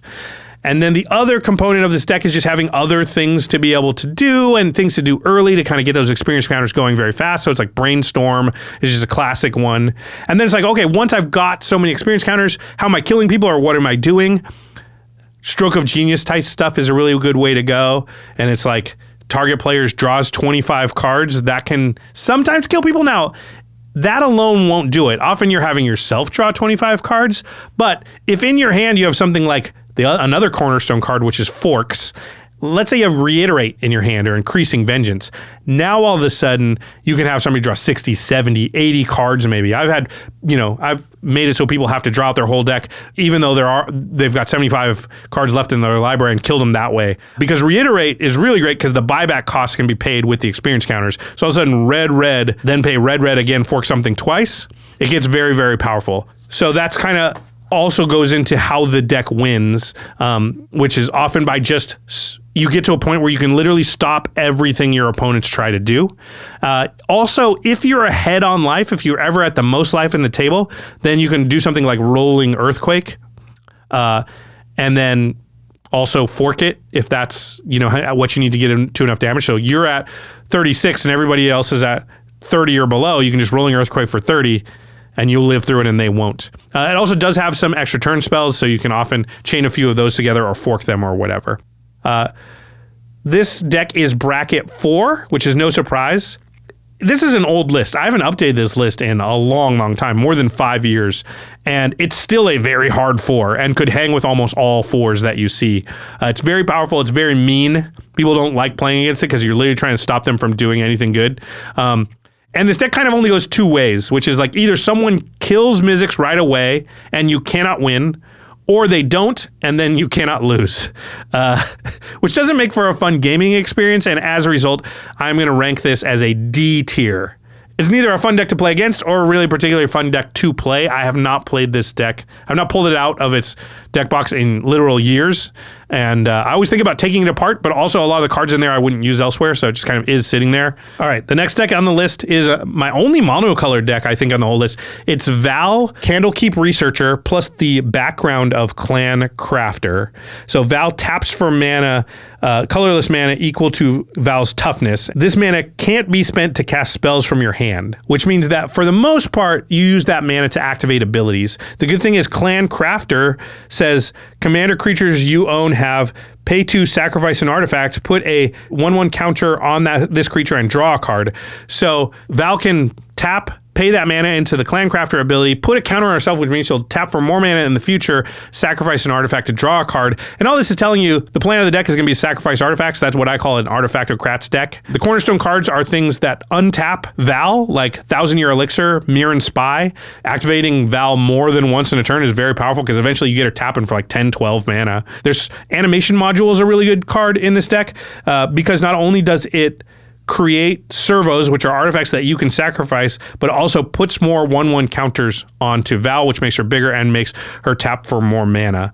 And then what do you do once Val's pretty big? Like, you need a way to turn that mana into winning the game, and you have a bunch of outlets to do that. We call them mana sinks, and Memnarchs are really good example of one of those, which is a 7-cost artifact that has an activated ability of 3 and a blue to gain control of target artifact, but also has 1 blue, target permanent becomes an artifact in addition to its other types. So you can turn something into an artifact, then steal it.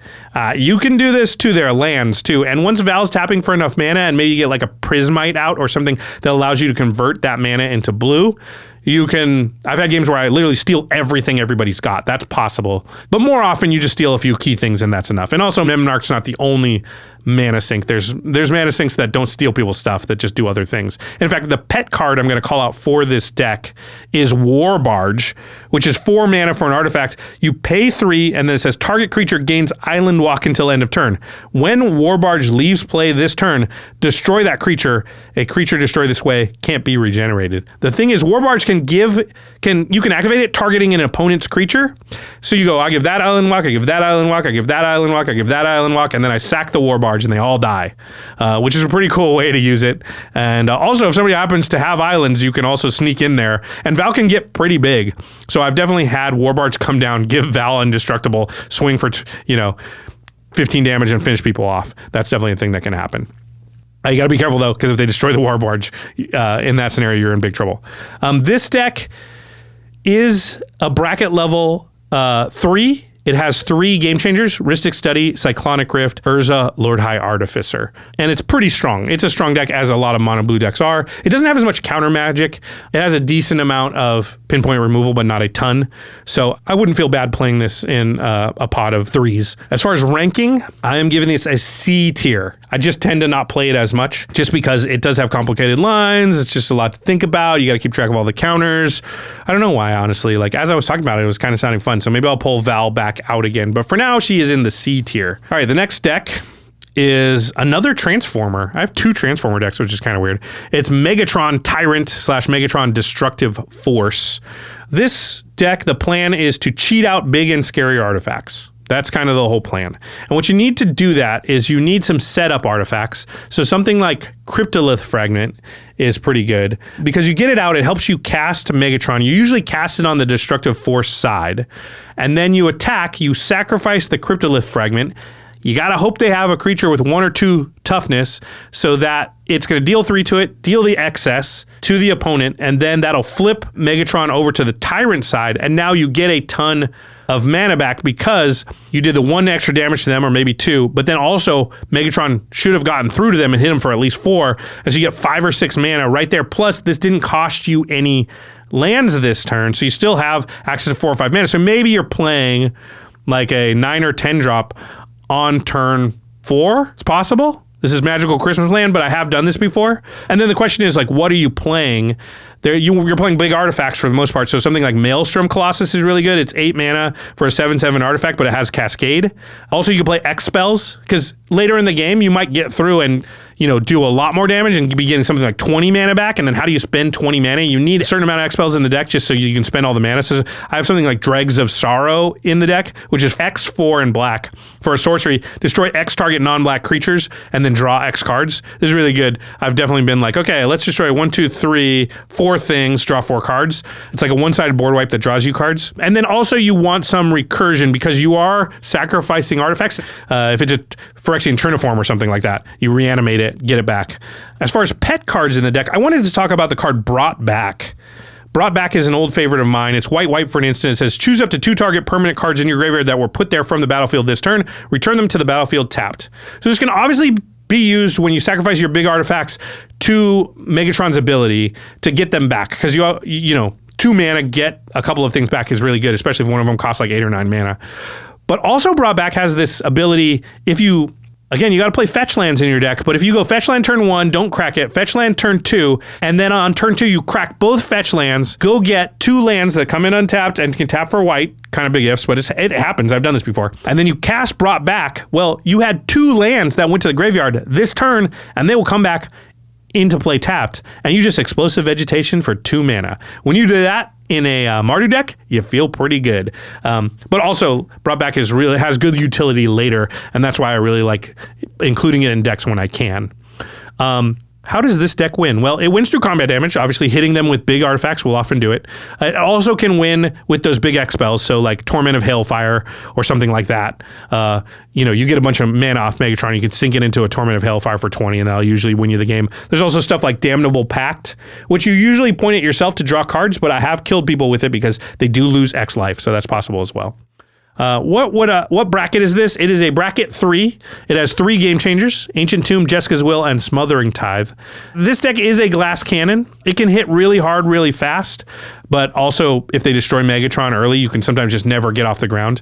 I'm going to rank this in the C tier, which is a little low. You know, honestly, the Megatron deck reminds me of Greven, where it's a glass cannon, it tends to kill one player pretty quickly, but it doesn't have the upside that Greven's got where you draw a bunch of cards and can kind of reload and keep going. Megatron tends to run out of gas a little bit. I've noticed there's a little bit of feel bads in games where your deck's so aggro and it knocks one player out, and then you kind of get knocked out, and now there's 2 of you sitting there and 2 people playing. Or in the even worst case scenario, you knock the one player out and then there's 3 people playing, but they're just watching you.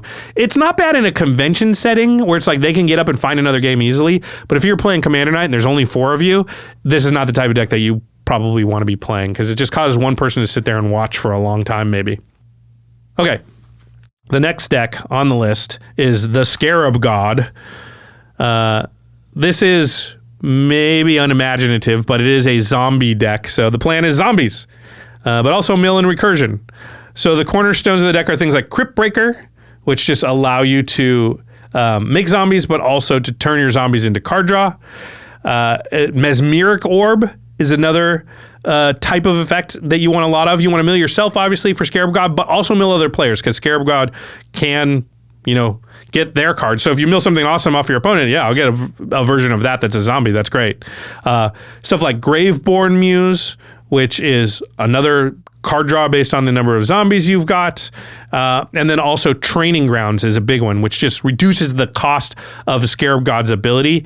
And Training Grounds with Scarab God out, if you've done any amount of self-milling, or it's a little bit later in the game and stuff has just naturally died, very powerful. It is way, way, way, way, way too strong to be paying 2 mana for Scarab God's ability.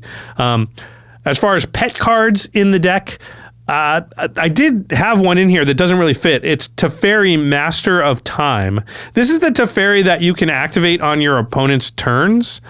And it doesn't make a ton of sense in the deck. And I think what happened is I had just been like wanting to play this in a deck around the time I built Scarab God. I was like, I'm just going to put it in here because it's got blue and, see if it's good. And spoiler alert, it is good. But it is just also kind of generically good. So I haven't actually played this card as much as I thought I would, just because it doesn't tend to fit in with any particular theme that I've built. But it just has sort of stayed in the Scarab God deck because I built this deck, maybe did a couple of quick tunings, but it's fine. Its power level is good. I don't really feel the need to make it any stronger. And so Teferi just kind of like still in there. And every time I draw it and play it, the card does work, but it doesn't really necessarily synergize directly with what the rest of the deck is doing. It's fine. It's not bad because you do discard cards, but it's not particularly good. This deck, how it wins is it just overruns the opponents with zombies. And it also can often like kill their best thing, make yourself a version of that thing, and sort of beat them with that as well. It's very resilient, as zombie decks tend to be. It is a bracket 3 deck. It's a solid 3. It has the Game Changers has a Feel of the Dead, Rhystic Study, and Cyclonic Rift. As far as ranking, Scarab God is just a fun card because it always feels like you have stuff to do, so I do like playing this deck. It's not oppressive or anything. It doesn't make your opponents feel like they can't do anything, so I put this in the B tier. I think it is just a solid deck, and I do still play quite a bit. All right, the next deck. Oh, this is a cool one. So there's sort of one more deck left on the list that I'm kind of known for, you might say. It's sort of similar to the 5-color Nekusar deck in that it's in that old school deck building style where your theme is not coming from your commander. You have another theme in mind, and your commander's trying to give you the colors to be able to play that. And this deck is the Tim deck. So the commanders are Kaidel, Chosen of Krufix, who is a creature that taps for mana based on the amount of cards you've drawn that turn. And then the partner commander, Ludovic, Necro Alchemist, who is a 1/4 that says at the beginning of each player's end step, that player may draw a card if a player other than you lost life this turn. So it encourages your opponents to hit each other and not you, because they draw cards if they hit each other. They can hit you and one of your opponents though, and they'll still draw a card. It doesn't say if you didn't lose life. It's just if a player other than you lost life. The plan of this deck is to repeat tap abilities until opponents die, and that tap ability could be from Tim. If you don't know, Tim is the Prodigal Sorcerer, which is a classic card from Alpha. It is 2 and a blue for a 1/1, and it says tap, deal 1 damage to any target. It's a wizard also, which does kind of matter. This is a reference to the movie Monty Python and the Holy Grail. There are some who call me Tim. This has sort of been expanded ever since then to mean any creature that taps and deals 1, which we also call pinging. So there are about 6 or 7 creatures in this deck that tap to deal 1 damage to something. Razorfin Hunter is another one. But I expanded the idea of the Tim deck to be like, oh, I just also want to have access to other abilities where you tap a creature and it does something. So like Argothian Elder is in there, which taps to untap 2 target lands. Or Disruptive Pit Mage is another really good one. It taps to counter target spell unless its controller pays 1. Now that doesn't sound very bad, but it actually is really tough for your opponents to play against a Disruptive Pit Mage because they kind of can't tap out for anything because you'll counter it. But then if they don't, then you don't use the Disruptive Pit Mage. And then it goes to your next opponent's turn and they can't tap out for anything. And then so on. And it actually has this really powerful effect on the table. Never mind if you can reuse it, which I'll talk about in a second. Another example of a tap ability is Empress Galena, who is pay blue, tap her, and gain control of target legend or legendary permanent. Just gain control of it. You could kill Galena after that point. You still keep the legend or legendary permanent. This is again very powerful. And then what the goal of the deck is to get out a few different options of what you can tap, and then get a bunch of untappers out so that you can kind of pick and choose and do things multiple times. So Kior's Follower is a classic version of this, which is green-blue for a 2/2. It says tap to untap another target permanent. The great thing about Kior's Follower and cards like this is they can also untap lands, so they count as ramp. So they ramp early in the game, and then once you get some Tims or some Galenas or whatever else out there, you start really getting value off of them. There's also things like Merkfiend Liege, which is a creature that says untap all green and blue creatures you control during each other player's untap step. Sort of a mini Seedborn Muse, which allows you to use your Tims, and your, Disruptive Pit Mage becomes a menace at that point. And then you want payoffs for your tap abilities, and there are a bunch of them. There's stuff like Willbreaker, which is a 2/3 human wizard for 5 mana, but whenever a creature an opponent controls becomes the target of a spell or ability you control, gain control of that creature for as long as you control Willbreaker. So now you Tim something for 1 damage, and you take it. It's yours now. Willbreaker's pretty brutal. Kior's Follower, go to untap it, and now it's yours. Of course, they can kill the Willbreaker and get the stuff back, but if you have Disruptive Pit Mage out and a couple untappers, it's hard to do, right? Like they gotta cast it, and you might make them pay 5 extra to cast that spell. You might be able to counter anything. There's also Dismiss into Dream, which is 6 and a blue for an enchantment. Each creature your opponent control is an illusion in addition to its other types, and has when this creature becomes the target of a spell or ability, sacrifice it. This is, again, same thing. You Tim something, if it, Tim only deals 1 damage. So if something's a 6/6, it wouldn't die. But now they have to sack it. And this also works on indestructible things, right? Because it is not destroying it. They have to sack it. They also can't do things like equip Lightning Greaves to their own stuff. That's targeting it with an ability. They would have to sack it. So it does a lot of weird things to the game. It's 7 mana, so it's not broken or anything. But once you get that out with a couple Tims, it's pretty great. Some pet cards in the deck. Because I have so many untappers in the deck, I'm playing Market Festival and Dawn's Reflection and a bunch of cards kind of like this. And what they do is they're enchantments that go on lands, and they make your lands tap for more mana. So if you can make one land that taps for like 4 or 5 mana, all of a sudden Kyora's Follower is insane. It taps for 4 or 5 mana. It turns your Kyora's Follower into like a better Gilded Lotus. And this is very powerful because it allows you to have really explosive turns later where you're like have access to 20, 25 mana all in one turn. So how does this deck win? Well, you Tim them out, and I've had many games with this deck where I can just tap Tim enough times to literally kill people with increments of 1, right? I can untap and untap Tim 30 times and get you. That happens. You can often steal all their stuff with Galena or Willbreaker, that kind of thing. And there are some combo possibilities in the deck. Staff of Domination is in there. You get a Market Festival on a land with an untapper, and all of a sudden, maybe you might need a Market Festival and something else. They're usually like 4 or 5 card combos, but it's possible to do. To sort of steal wins with a little bit of combo. This deck is a bracket 4. It's probably weak for a 4. I'd put it in like the high 3s. I would say Miss Bumbleflower, which I think we said was a 2, is definitely more powerful than this deck. It's a glass cannon. It will fold to board wipes. It's pretty slow to set up. I mean, every creature has to tap to really do anything. So once you board wipe, you getting back into action takes a while, but it is very strong once it gets going, and it does have the ability to combo, so it can close out games for sure. My ranking, I'm going to give this an A tier. I still like playing this deck quite a bit. One thing I wanted to note here was I've been considering changing the commanders so I can add white, mostly so I can get Drum Bellower into the deck somehow, because that seems very powerful, and white does have some other pieces that I would like to have. I'm not a huge upgrading guy. I tend to not upgrade my decks much. Like I do it in the first month or 2 that I have them, and then they usually get them to a good functionality and I feel good about their power level. And then I tend to like move on to build new decks rather than updating old ones. But the Tim deck is so connected to me and so much of sort of a classic Josh Lee Kwai deck that I think it might be worth it to update it and to just kind of keep it relevant. Okay. We are on, I was going to say the home stretch, but there's still a few to go. All right, the next one is Yorn, God of Winter. This is from the Kaldheim episode of Game Nights. Yorn has 2 sides, but the side that I built around is the front side, which says, whenever Yorn attacks, untap each snow permanent you control. So the plan here is easy, just exploit Yorn's ability. It's maybe not that dissimilar from the Tim deck, which we just talked about, which is like untapping stuff. But here we mostly want to untap lands and exploit the fact that we have access to a ton of mana if we untap all of our lands in extra time every turn. So cornerstones are any land ramp, rampant growth, Farseek, just get extra lands in play. And then once you have access to a lot of lands, you're able to sort of use them twice.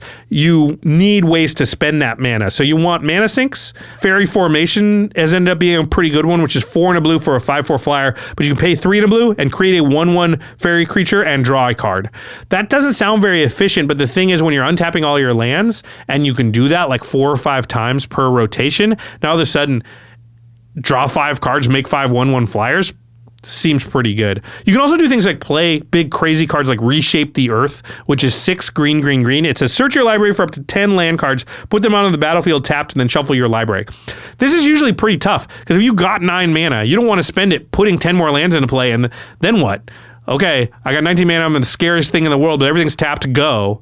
The thing with Yorn is, you go Reshape the Earth, put 10 lands into play, attack with Yorn, untap my 19 lands. And now I do 19 mana worth of stuff to back that up. And that ends up being like extremely powerful. And the fact that like, hey, no matter what I did, if you stop it, I have 19 lands now for my next turn and the turn after that and the turn after that. And then after that, it's just finding out or figuring out what to do with all that mana. One of my favorite ways is, again, X spells, Villainous Wealth. This is the perfect deck for Villainous Wealth, which is X, black, green, blue for a sorcery. Target opponent exiles the top X cards of their library. You may cast any number of spells with mana value X or less from among them without paying their mana cost. You can often be like, X is equal to 20. I'm going to look at 20 cards. I can cast anything. Because there's no cards that cost more than 20, and you just get an avalanche of value right there. Pet cards in the deck, I'm going to call out Death Denied, which is an instant. One of the great things about it, because remember, Yorn untaps on attack, so often you play your turn, you attack with Yorn, you untap all your lands, and then you pass. and they're sitting there staring at all your mana available. And they don't know if you can do something or if you can't, but you just untapped them, but they have to be careful. And then if they don't make any moves against you, or you just have to use the mana somehow, because the worst is if it gets back to your turn and you didn't use that mana, you need to use it. Death Denied is a really good way to like recover from a board wipe or get a bunch of your creatures back into your hand. And especially if you have like Eternal Witness, or I guess I would put Timeless Witness maybe back into this deck. I haven't updated it in a while. Now, if Eternal Witness is one of the cards you got back with Death Denied, plus 3 or 4 other creatures, maybe more, now you can cast Eternal Witness, get Death Denied back in your hand. If Eternal Witness dies, you can kind of keep that loop going and getting extra stuff every time. I really like that kind of value loop. Also, Plague Bearer is in the deck. It's 1 and a black for a 1/1. You can pay XX and black to destroy target non-black creature with total casting cost equal to X. Now, it seems a lot to do 9 mana to kill a 4-drop. However, Yorn just has access to so much mana that you're often like, I haven't as much mana as I would want. I just need stuff to do with it. And Plague Bearer gives you things to do with it, namely kill your opponent's important stuff. All right, how this deck wins, it just creates and spends too much mana for your opponents to keep up with. It just out-attritions out. I would say value. There's a lot of card draw, obviously, I built the deck, but it just out-explosives them. It's like, no, I'm doing 50 mana worth of stuff every turn. It's just, your opponents can't keep up. This is a bracket 2 deck. There are no game changers in it. And I would say it's probably really a 3. It's probably equal to most of the 3s that we've talked about. Not quite as powerful as the Bumbleflowers and stuff, but up there. I'm going to rank this in the C tier. Now, you might be surprised because it's doing all the stuff that I like, but I think turns out I have a lot of decks that are doing similar things to this, and this one's doing it like a little bit worse or in not as fun of a way as some of the other ones. So I just tend to not play it all that much. All right, the next one is a classic, and back in the day, I used to get a lot of people who I would meet at events and things that had built this deck, and it did have a good showing. So this is a throwback to episode 6 of Game Nights. This is the episode, if you've been around that long, where we first met Cassius Marsh, the NFL player, and where he played the turn 3 Ugin. This is my Hapatra Vizier of Poisons deck. The plan of this is pretty simple. It's on the commander. You want to put -1/-1 counters on as much stuff as possible, and then make a ton of snake tokens with Death Touch, and then profit. The cornerstones are things that put -1/-1 counters on stuff like Contagion Engine, Black Sun Zenith, Midnight Banshee. You can get a lot of snakes out of those cards. Then, of course, you want to force multiply both the counters and the tokens if possible. So Doubling Season works pretty good on both ends of that. And then Parallel Lives will make you double the tokens. And then, just like any token deck, once you've got enough tokens out, you need to be able to turn that into victory. And the easiest way is just turn those snakes into anacondas, I guess, into bigger snakes. So Crater of Behemoth, Beastmaster Ascension, those are just classic token finishers. Pet cards in the deck, there's a Viridian Longbow in the deck. It probably, if I was building this deck today, would be too slow. The equip cost is too high. This is 1 mana for an equipment. It's 3 to equip. It says equip creature has tap. This creature deals 1 damage to any target. This is really good with your snakes because they have Death Touch. And in a desperate situation, you pay 3, put it on a snake, tap it, kill something, move it over to another one, tap it, kill something. There's a lot of mana. It's not the easiest thing to do, but you can do it, and you do need to remove creatures in games, so it's possible to do. Also works pretty good with like your Wither creatures. Wither means when they deal damage, they do it in the form of -1/-1 counters. So you could Viridian Longbow with a Wither creature onto something, put a -1 counter on it, make a snake. Is that worth 3 mana? Probably not. Still, it is in the deck, and at the time when I built this deck many years ago, I thought it was cool, and I still think it's kind of cool, to be honest. I like tapping things. I think you could tell. How does this deck win? I already explained. It goes wide and pumps. This is a bracket 3 deck. This has Necropotence, Ancient Tomb, and Natural Order. But this deck is old. It's pretty weak. It's probably the weakest deck that I have talked about so far in this episode. I think that's probably true. My guess is this belongs in a pod with 2s. But it can still do stuff, and it is fun to play. I do bring this with me still to it kind of goes with the Obosh deck as like, hey, if we're playing in a lower powered pod, something that's above, a little above precons, I might pull this out and play it because it feels like that's a good home for it. But if everyone's playing, their normal powered decks, which in the old days would be like a 7, now is a bracket 3, I wouldn't necessarily play Hapatra. I just don't think it's good enough to be able to compete. And as a result, I'm going to rank it in the C tier. I do not play this deck very often, which is funny because I do, when I bring decks to Commander Night or events or things like that, I usually will bring 5 or 6, and I usually bring 1 powerful, 1 weak, and then 3 in the middle. And quite often this will be in the sort of weak slot, but I just don't end up pulling it out very often. Okay, the next deck is a little bit newer. It's from Aetherdrift. It's the Captain Howler Sea Scourge deck. The plan on this one is to play a bunch of looters, preferably evasive ones, and also cycling cards for value, and then punch in for big damage. I want to note this deck can justify a slightly lower land count because of all the looting and the cycling, which we talked about earlier. The cornerstones in this deck are something like Shoreline Looter, which is 1 and a blue for a 1/1. It says that Shoreline Looter can't be blocked. That's an evasive one. And then it has Threshold. Whenever Shoreline Looter deals combat damage to a player, draw a card, then discard a card unless 7 or more cards are in your graveyard. Which, by the way, this deck has enough looting that it's not very hard to get to 7. But the good part of this is it is doing the looting thing and it can't be blocked. So it's a good target for Captain Howler to be able to target it, pump it up, and also help you draw cards. Another cornerstone card is Tectonic Reformation. It is 1 and a red for an enchantment. It says each land card in your hand has cycling for a red mana, and it itself has cycling too. As I mentioned earlier, one problem with cantrippy looty decks is that like I'm discarding a card, drawing a card, discarding a card. I'm not up any cards, but I'm just kind of, moving through my deck and having card selection. One of the problems when you do that can be you just end up with a bunch of lands in your hands, and a good way around that is to give all those lands cycling. And cycling, remember, is discarding a card, so it does trigger Captain Howler. Another cornerstone card is Mischievous Mystic. Because of all the cycling and the looting, it's pretty easy for you to draw your second card on multiple players' turns per rotation of the table. So Mischievous Mystic can make you, a couple of flyers per rotation if you're really going, which is great, because those are also targets for Captain Howler later, right? You're looking for little things or flyers or evasive things that you can pump up with the captain's ability and then draw extra cards. Another card that fits this mold is Emrakul's Messenger, which is 1 and blue for a 2/1 with flying. It says whenever you draw your second card each turn, create a 0/1 colorless Eldrazi spawn token with sacrifice this creature to add a colorless to your mana pool. So I like this a lot because not so much they're evasive creatures, but because it's ramping you. It's almost like creating treasure tokens. And these can be given power and attack with later. They also can block things, which is really important.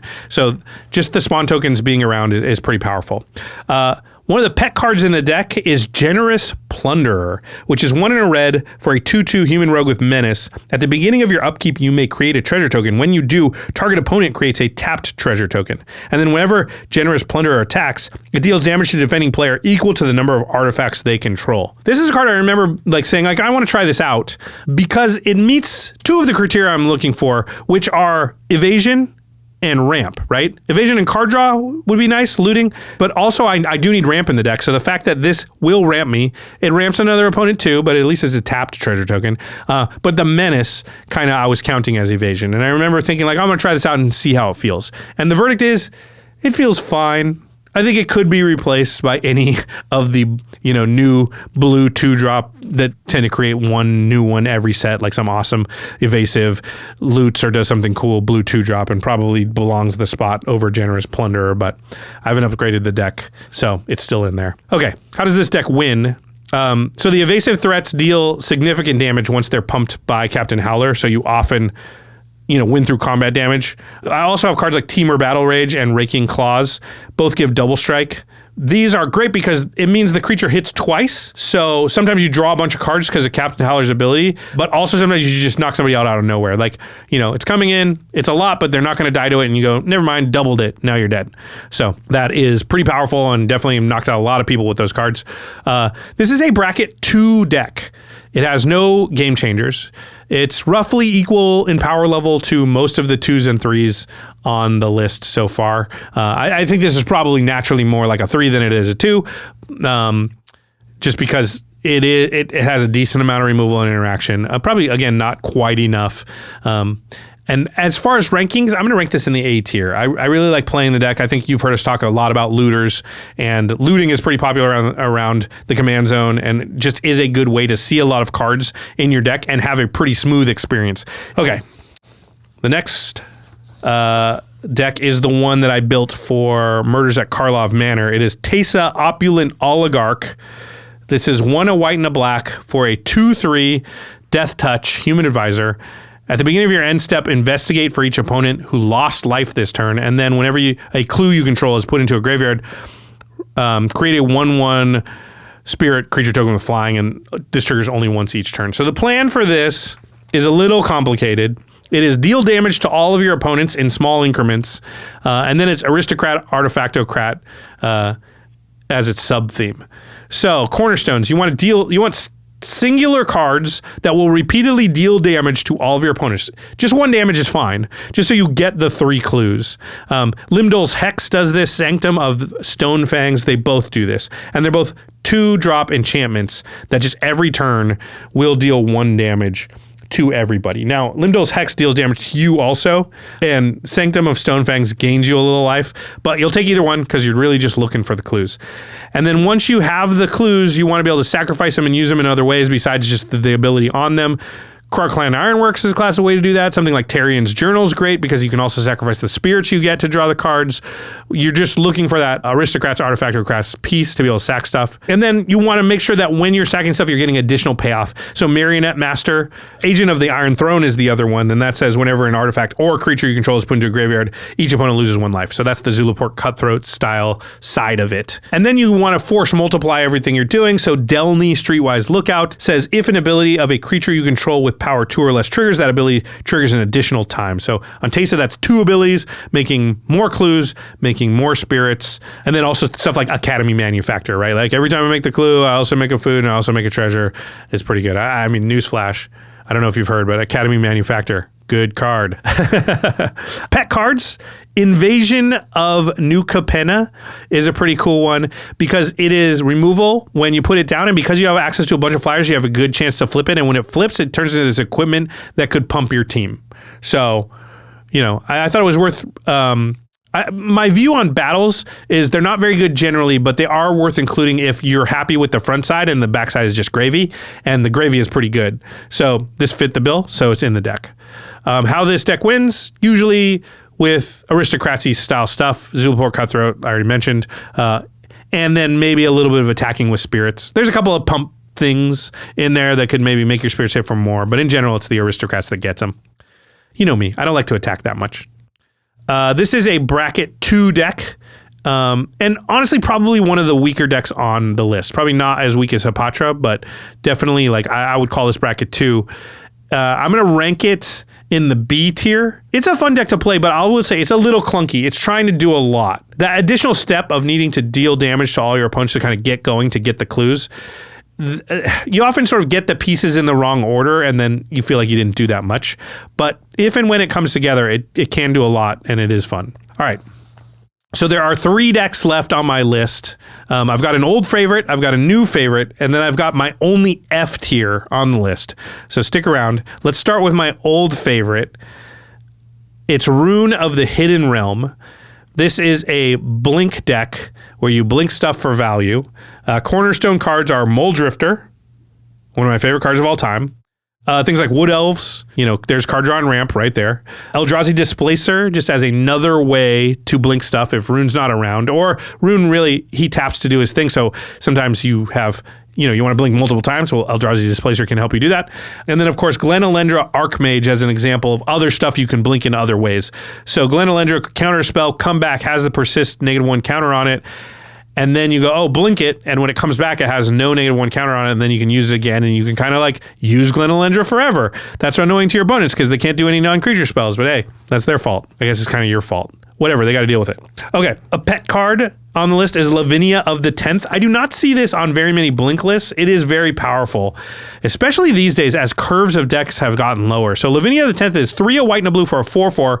Human Soldier has protection from red, but says when Lavinia of the 10th enters the battlefield, detain each non-land permanent your opponents control with mana value 4 or less. That means until your next turn, those permanents can't attack or block, and their activated abilities can't be activated. So you turn off all their mana rocks, you turn off all their treasures, you turn off all their little creatures, right? Like anything mana value 4 or less does not work. Then, that's powerful, right? You play that. But then also, you can blink this. And so when you're Laviniating every turn, it can turn off a significant portion of what your opponents are trying to do or can do. It's often just such a big speed bump, they have to try and get rid of Lavinia. And then by the time they do that, you've just surged so much, so far ahead. So I really love that card. I think people should play it more often in blink decks. The groans of your opponents are like music to your ears when you play Lavinia. Trust me. Okay, how does this deck win? It outvalues your opponent. It gets a good control piece maybe in place, like a Perplexing Chimera or a Gilded Drake, or, obviously Gilded Drake. Not everybody's got those. I happen to have one because I opened one in a pack. If you haven't heard that story, I'll tell it later. But it eventually can win through attacking, but often does the thing where it steals a bunch of your opponent's stuff along the way. This is a bracket 3 deck. It has 3 game changers: Seedborn Muse, Aura Shards, and Rhystic Study. And I'm going to rank this in the B tier, which may surprise you. It's a little bit on the weaker side, I'd say, for a 3. It's definitely weaker than some of the 2s on my list, like Bumbleflower, and the next deck that I'm about to talk about. And the next deck is one of the reasons I'm giving this a B, because the next deck is actually similar to this deck, and I've found myself playing it more than Rune. Rune's cool, but a little bit slow. It's got that tap ability, and that's it. And so often it feels like, in order to recover, I got to get Rune back out and wait a turn to use him, and that's just a little too slow. So let's talk about Rune's replacement, I put in quotes. I still play both decks, but this newer deck I've been liking a lot more. It is down 1 color. It is Nico Light of Hope. This is 2 white-blue for a human wizard 3/4. It says when Nico enters, create 2 shard tokens. And shard tokens are enchantments. You pay 2, sacrifice them, scry 1, and then draw a card. So shards are like better clues. And then you can pay 2, tap Nico Light of Hope, exile target non-legendary creature you control. Shards you control become copies of it until the end of your next end step, and return it to the battlefield under its owner's control at the beginning of the next end step. So if you think about it in comparison with Rune, it's kind of similar, right? Pay 2, tap it, blink something. But this costs 1 less and also comes with 2 shard tokens. And also when it blinks the thing away, it makes the shard tokens, however many you've got, into copies of that thing. So the plan for this deck is also to blink stuff for value, but it is a little bit more explosive. And it also has an artifact sub-theme, which I'll spell out here. So the cornerstone cards are blink enablers, like Soul Herder or Thassa Deep Dwelling. These are just things that are just going to freely blink your stuff every turn without any mana put in. Usually you blink Nico early on. You're trying to build up a cache of shards. You want like 6 to 8 of them. This protects you in case there's a board wipe, because you can always crack shards to like draw cards and recover the card disadvantage, but also you're trying to build up to like blink something and turn all your shards into something impactful. Here's where I went a little different, I think, than a lot of people win this deck. And part of that is because I already had a Rune deck, so I didn't feel the need to do the normal blink things. So I was looking for something a little bit different to do with this. And what I stumbled upon was this artifact sub-theme. So I came upon the idea that like, if you have like an Ethereum Sculptor or a Foundry Inspector, so both of these say artifact spells you cast cost 1 less to cast. If you have 6 to 8 shards and you blink an Ethereum Sculptor, there's no ETB to get, but now you have 6 to 8 Ethereum Sculptors on the battlefield, which effectively makes all your artifacts cost 0 to cast. So this can be a huge explosive thing where you blink an Ethereum Sculptor and just go, 8 drop, 9 drop, 6 drop. Just boom, just get a ton of mana worth of stuff out right away. So I really liked that play pattern as something that was a little bit new and unique. If you have like a Canoptic Spider, when you do it, right? Canoptic Spider for free, and then follow that up with 2 or 3 other artifacts, refill your hand, maybe cast those artifacts, keep going. Because it can effectively feel like Omniscience, where you're just like, I can cast all my artifacts for free and I can just keep chaining them together. You can also do this a little bit with like a Palladium Mirror or an artifact or any creature, I guess, that taps for mana, right? So you turn your 6 to 8 shards into Palladium Mirror, not Mirror, and now you have these shards that were already on the battlefield. They don't have Summoning Sickness, and you can tap them all for 2 mana each and maybe get 12 mana and do a similar type of effect. Not quite as good, but it's still very, very powerful. So that's a direction that this deck can go in and is kind of leaning towards, and that's why I've made a lot of the choices that I've made. Obviously, there's also flying and card draw type stuff that's really, really good. So Research Thief is an artifact. It's 4 and a blue for a 3/3 artifact creature, Moonfolk Wizard. It has flash, which is great. Also has flying, and it says whenever an artifact creature you control deals combat damage to a player, draw a card. So you play this, you blink it, you turn your 6 shards into all Research Thieves. They all hit. each one of them, when they hit, sees the other 5. So they all, if you had 6, you draw 36 cards right there. And hit for 18. Pretty good. Curiosity Crafter is the same thing. It's not an artifact, but it's so good that it's still in there. And then there's also some other stuff it's just good if you have 5 or 6 of these or 10 of these. I've had 20 shards out and made 20 aerial extortionists, and that's pretty much just game over. You blink this, it's 3 white for a 4/3 with flying, and it says whenever it enters the battlefield or deals combat damage to a player, exile up to 1 target non-land permanent. For as long as that card remains exiled, its owner may cast it. Whenever another player casts a spell from anywhere other than their hand, draw a card. Player extortionist, exile one of the things. Yeah, they can cast it, but it's kind of similar to bounce. Blink it. Turn your 6 to 8 shards. Turn your 6 to 8 shards into aerial extortionist. Swing. Exile another 6 to 8 things. Brutal. It's like capsize, right? And then the great thing is, if you need it, cherry on top, the original aerial extortionist comes back at the end of the turn and exiles one more thing. And then also when they recast that stuff, you draw cards. Usually your shards will not all be aerial extortionists at that point, so you're not drawing like tons of cards, but still pretty good. Battle Angels of Tyr is also another one that's really great to make 6 or 8 of because they all have Myriad. So now you attack with 6 of those. That's 24 damage in the air coming at everybody. And also, if they happen to have more cards or lands or creatures than you, then you get other stuff. But usually, you're just doing that for the damage. Okay, pet cards. A card I really like in this deck is Disorder in the Court. It's blue, white, and X, and it's an instant. Exile X target creatures, then investigate X times. Return the exiled cards to the battlefield under their owner's control at the beginning of the next end step.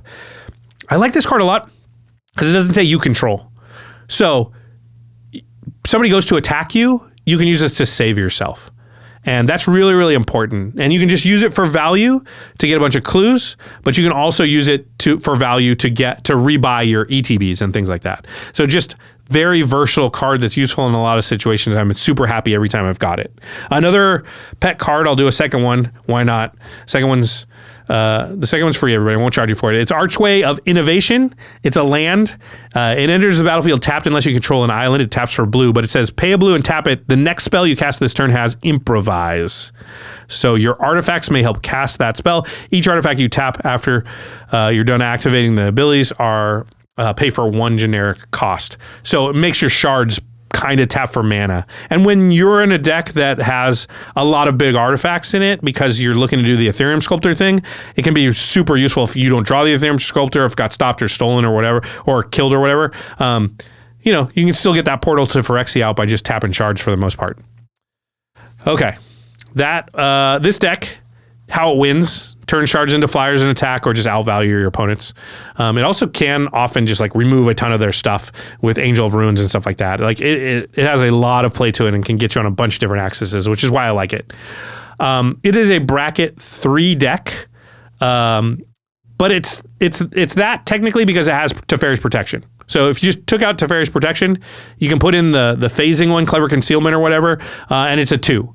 And that's the thing also, right? According to the computer, it's a 2, but I think it would still be a 3, to be fair. It's not only about game changers, I keep saying. This deck would probably be on the high end of all the 3s on this list. Probably up there with Miss Bumbleflower, which is also technically a 2. So I guess the game changers I don't think they matter that much. But I think it's probably not a 4. Shorikai is probably a little bit more powerful than that. Although technically the 5-colored Nekusar was a 4, and I think Nico is a lot more powerful than that deck. So, all right. What tier? How would I rank it? This is an S tier deck. This is one of the decks that I play the most, and I look forward to playing the most, and I bring with me to most game nights. And usually my first game of the night is either this or Bumbleflower or Teval. 2 of those have Azorius in them. I guess one's Bant and one's Sultai. Tells you what color I am. Okay. This last deck is my only F tier deck on the list. So I wonder if you can guess what it is. I haven't talked about this deck in a long time, but I used to mention it once in a while. And every once in a while it'll come up that I do have this deck, although I rarely play it. It is Derevi Stacks. So Derevi Imperial Tactician, another Bant deck. And Stacks, because it is the plan is to make it difficult for your opponents to do anything. right? So the cornerstone cards are Winter Orb, Stasis, Static Orb, stuff that says, hey, you either can't untap or you really can't untap almost anything. You can tap one or two things, which people don't like and is pretty brutal. It also uses like Sword of Feast and Famine or Reconnaissance to be able to still take game actions yourself while everybody else just can't. There are no pet cards in this deck, no weirdos, because this deck is a mean deck that is focused on, trying to stop your opponents from doing anything, and it's not really here to sort of creatively do anything weird or outside of its plan. How this deck wins, it will lock down the game so no one can cast spells or take any game actions except you. Does that sound fun? If it does, then I don't want to play with you. All right, this is a bracket 4 deck. It's a hard 4. This is borderline cEDH. It's not quite tuned up to like a cEDH stacks tier, meta tier deck. It is like sort of more of a homebrew stacks deck, but in spirit, this deck is, it doesn't care that people don't like to play this kind of game. It's just saying like, I'm going to try and make it so you can't do nothing. So the ranking I already said, it's an F tier. And honestly, like, why you might be asking, like, why do you even have this deck? Like, why, if you know it's mean and people don't generally like playing about it, why do you have it? Well, I really only bring this deck with me if I know I'm going to be playing with people who have really powerful and or mean decks themselves. And there's a lot of people out there that play cEDH or, borderline cEDH. I've talked about them before, like the Cassiuses, the Kyle Hills, Posty, those type of people, Joe Johnson. They like playing their really powerful decks, and they have really strong cards, and you're gonna face dual lands and guys' cradles, and they don't care about how many game changers are in the deck and things like that. And that's the spot where this is fine to play, because they're not going to pull any punches, so you don't have to feel like you're going to either. So I like that kind of Magic sometimes. There's nothing wrong with it. And if people want to play that all the time, more power to them, as long as everybody knows what they're doing. So I do like having this kind of deck access to it. But the reality is I don't actually play this deck very often. It just doesn't come out. Every once in a while, maybe less than once a year, that, I know I'm going into that situation and this is the deck I'm bringing. And it would have to be in the place of the Teferi Chainveil deck, things like that. Or I might just play Shorikai or something in that situation, even though I think Shorikai is probably not quite up to that kind of fight. All right. Whew. That's all 26 of my decks. That's crazy. I thank you for sticking with me. I hope you're not too annoyed by the sound of my voice. I will do my best to wrap it up here. I guess there's a question that both Jimmy and Rachel answered in their videos, which is, what did I learn? I don't know if I learned this, but here's something I noticed. I like blue.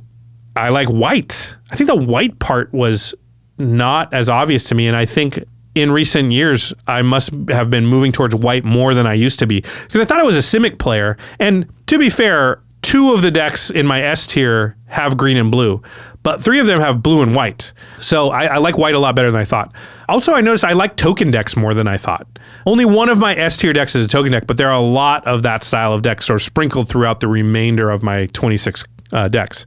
Okay, so that's what I learned. I don't know. It doesn't surprise me exactly. The white does a little bit. I would have thought I was more blue-green. So, all right, if you want to learn any more about any of the decks that I talked about today, there's going to be a bunch of links in the show notes. Almost every one of them has appeared in a gameplay episode or 2 or more. Plus, some of the older ones, we have sort of full-on deck tech episodes for them. Now, those we don't do deck techs really anymore. So those episodes are probably a little bit older, a little longer in the tooth, and the decks might have changed a little since those videos. But I think those videos, if you're interested in the deck, will still sort of tell you, how to think about the deck and why all the pieces are there, even if some of the pieces you might want to change. And I would think that's actually kind of good for you, because you can look at it and look at the old list and be like, oh, I would fix this and change that. And, you can treat it almost like a pre-con. If it sounds interesting to you, go back and check out the old deck tech, and then, maybe change 10 or 12 cards or whatever, because they've come out in the few years since that we did that deck tech video. I also want to say that Jimmy and Rachel both did their episodes like this. And if you're interested in hearing about their decks, there's going to be links in the show notes, or there's a little eye. Hopefully you can click on screen right now to take you to those videos. Definitely recommend checking them out. They're obviously both great deck builders and have cool stuff. All right. To the listeners, what do you think? Did I surprise you with any of the decks that you heard? Or is there any decks that I talked about that you're like, that sounds cool and I really want to build? Or any decks that you've got a version of, but that your version is different than mine? Or is there any hot tech you think I am missing or might be missing from any of my decks? Yeah. Is there anybody else on our team, now that me, Rachel, and Jimmy have done it, that you would love to do similar episode for, where they walk through all of their decks? Go ahead and put those answers in the comments. You can tweet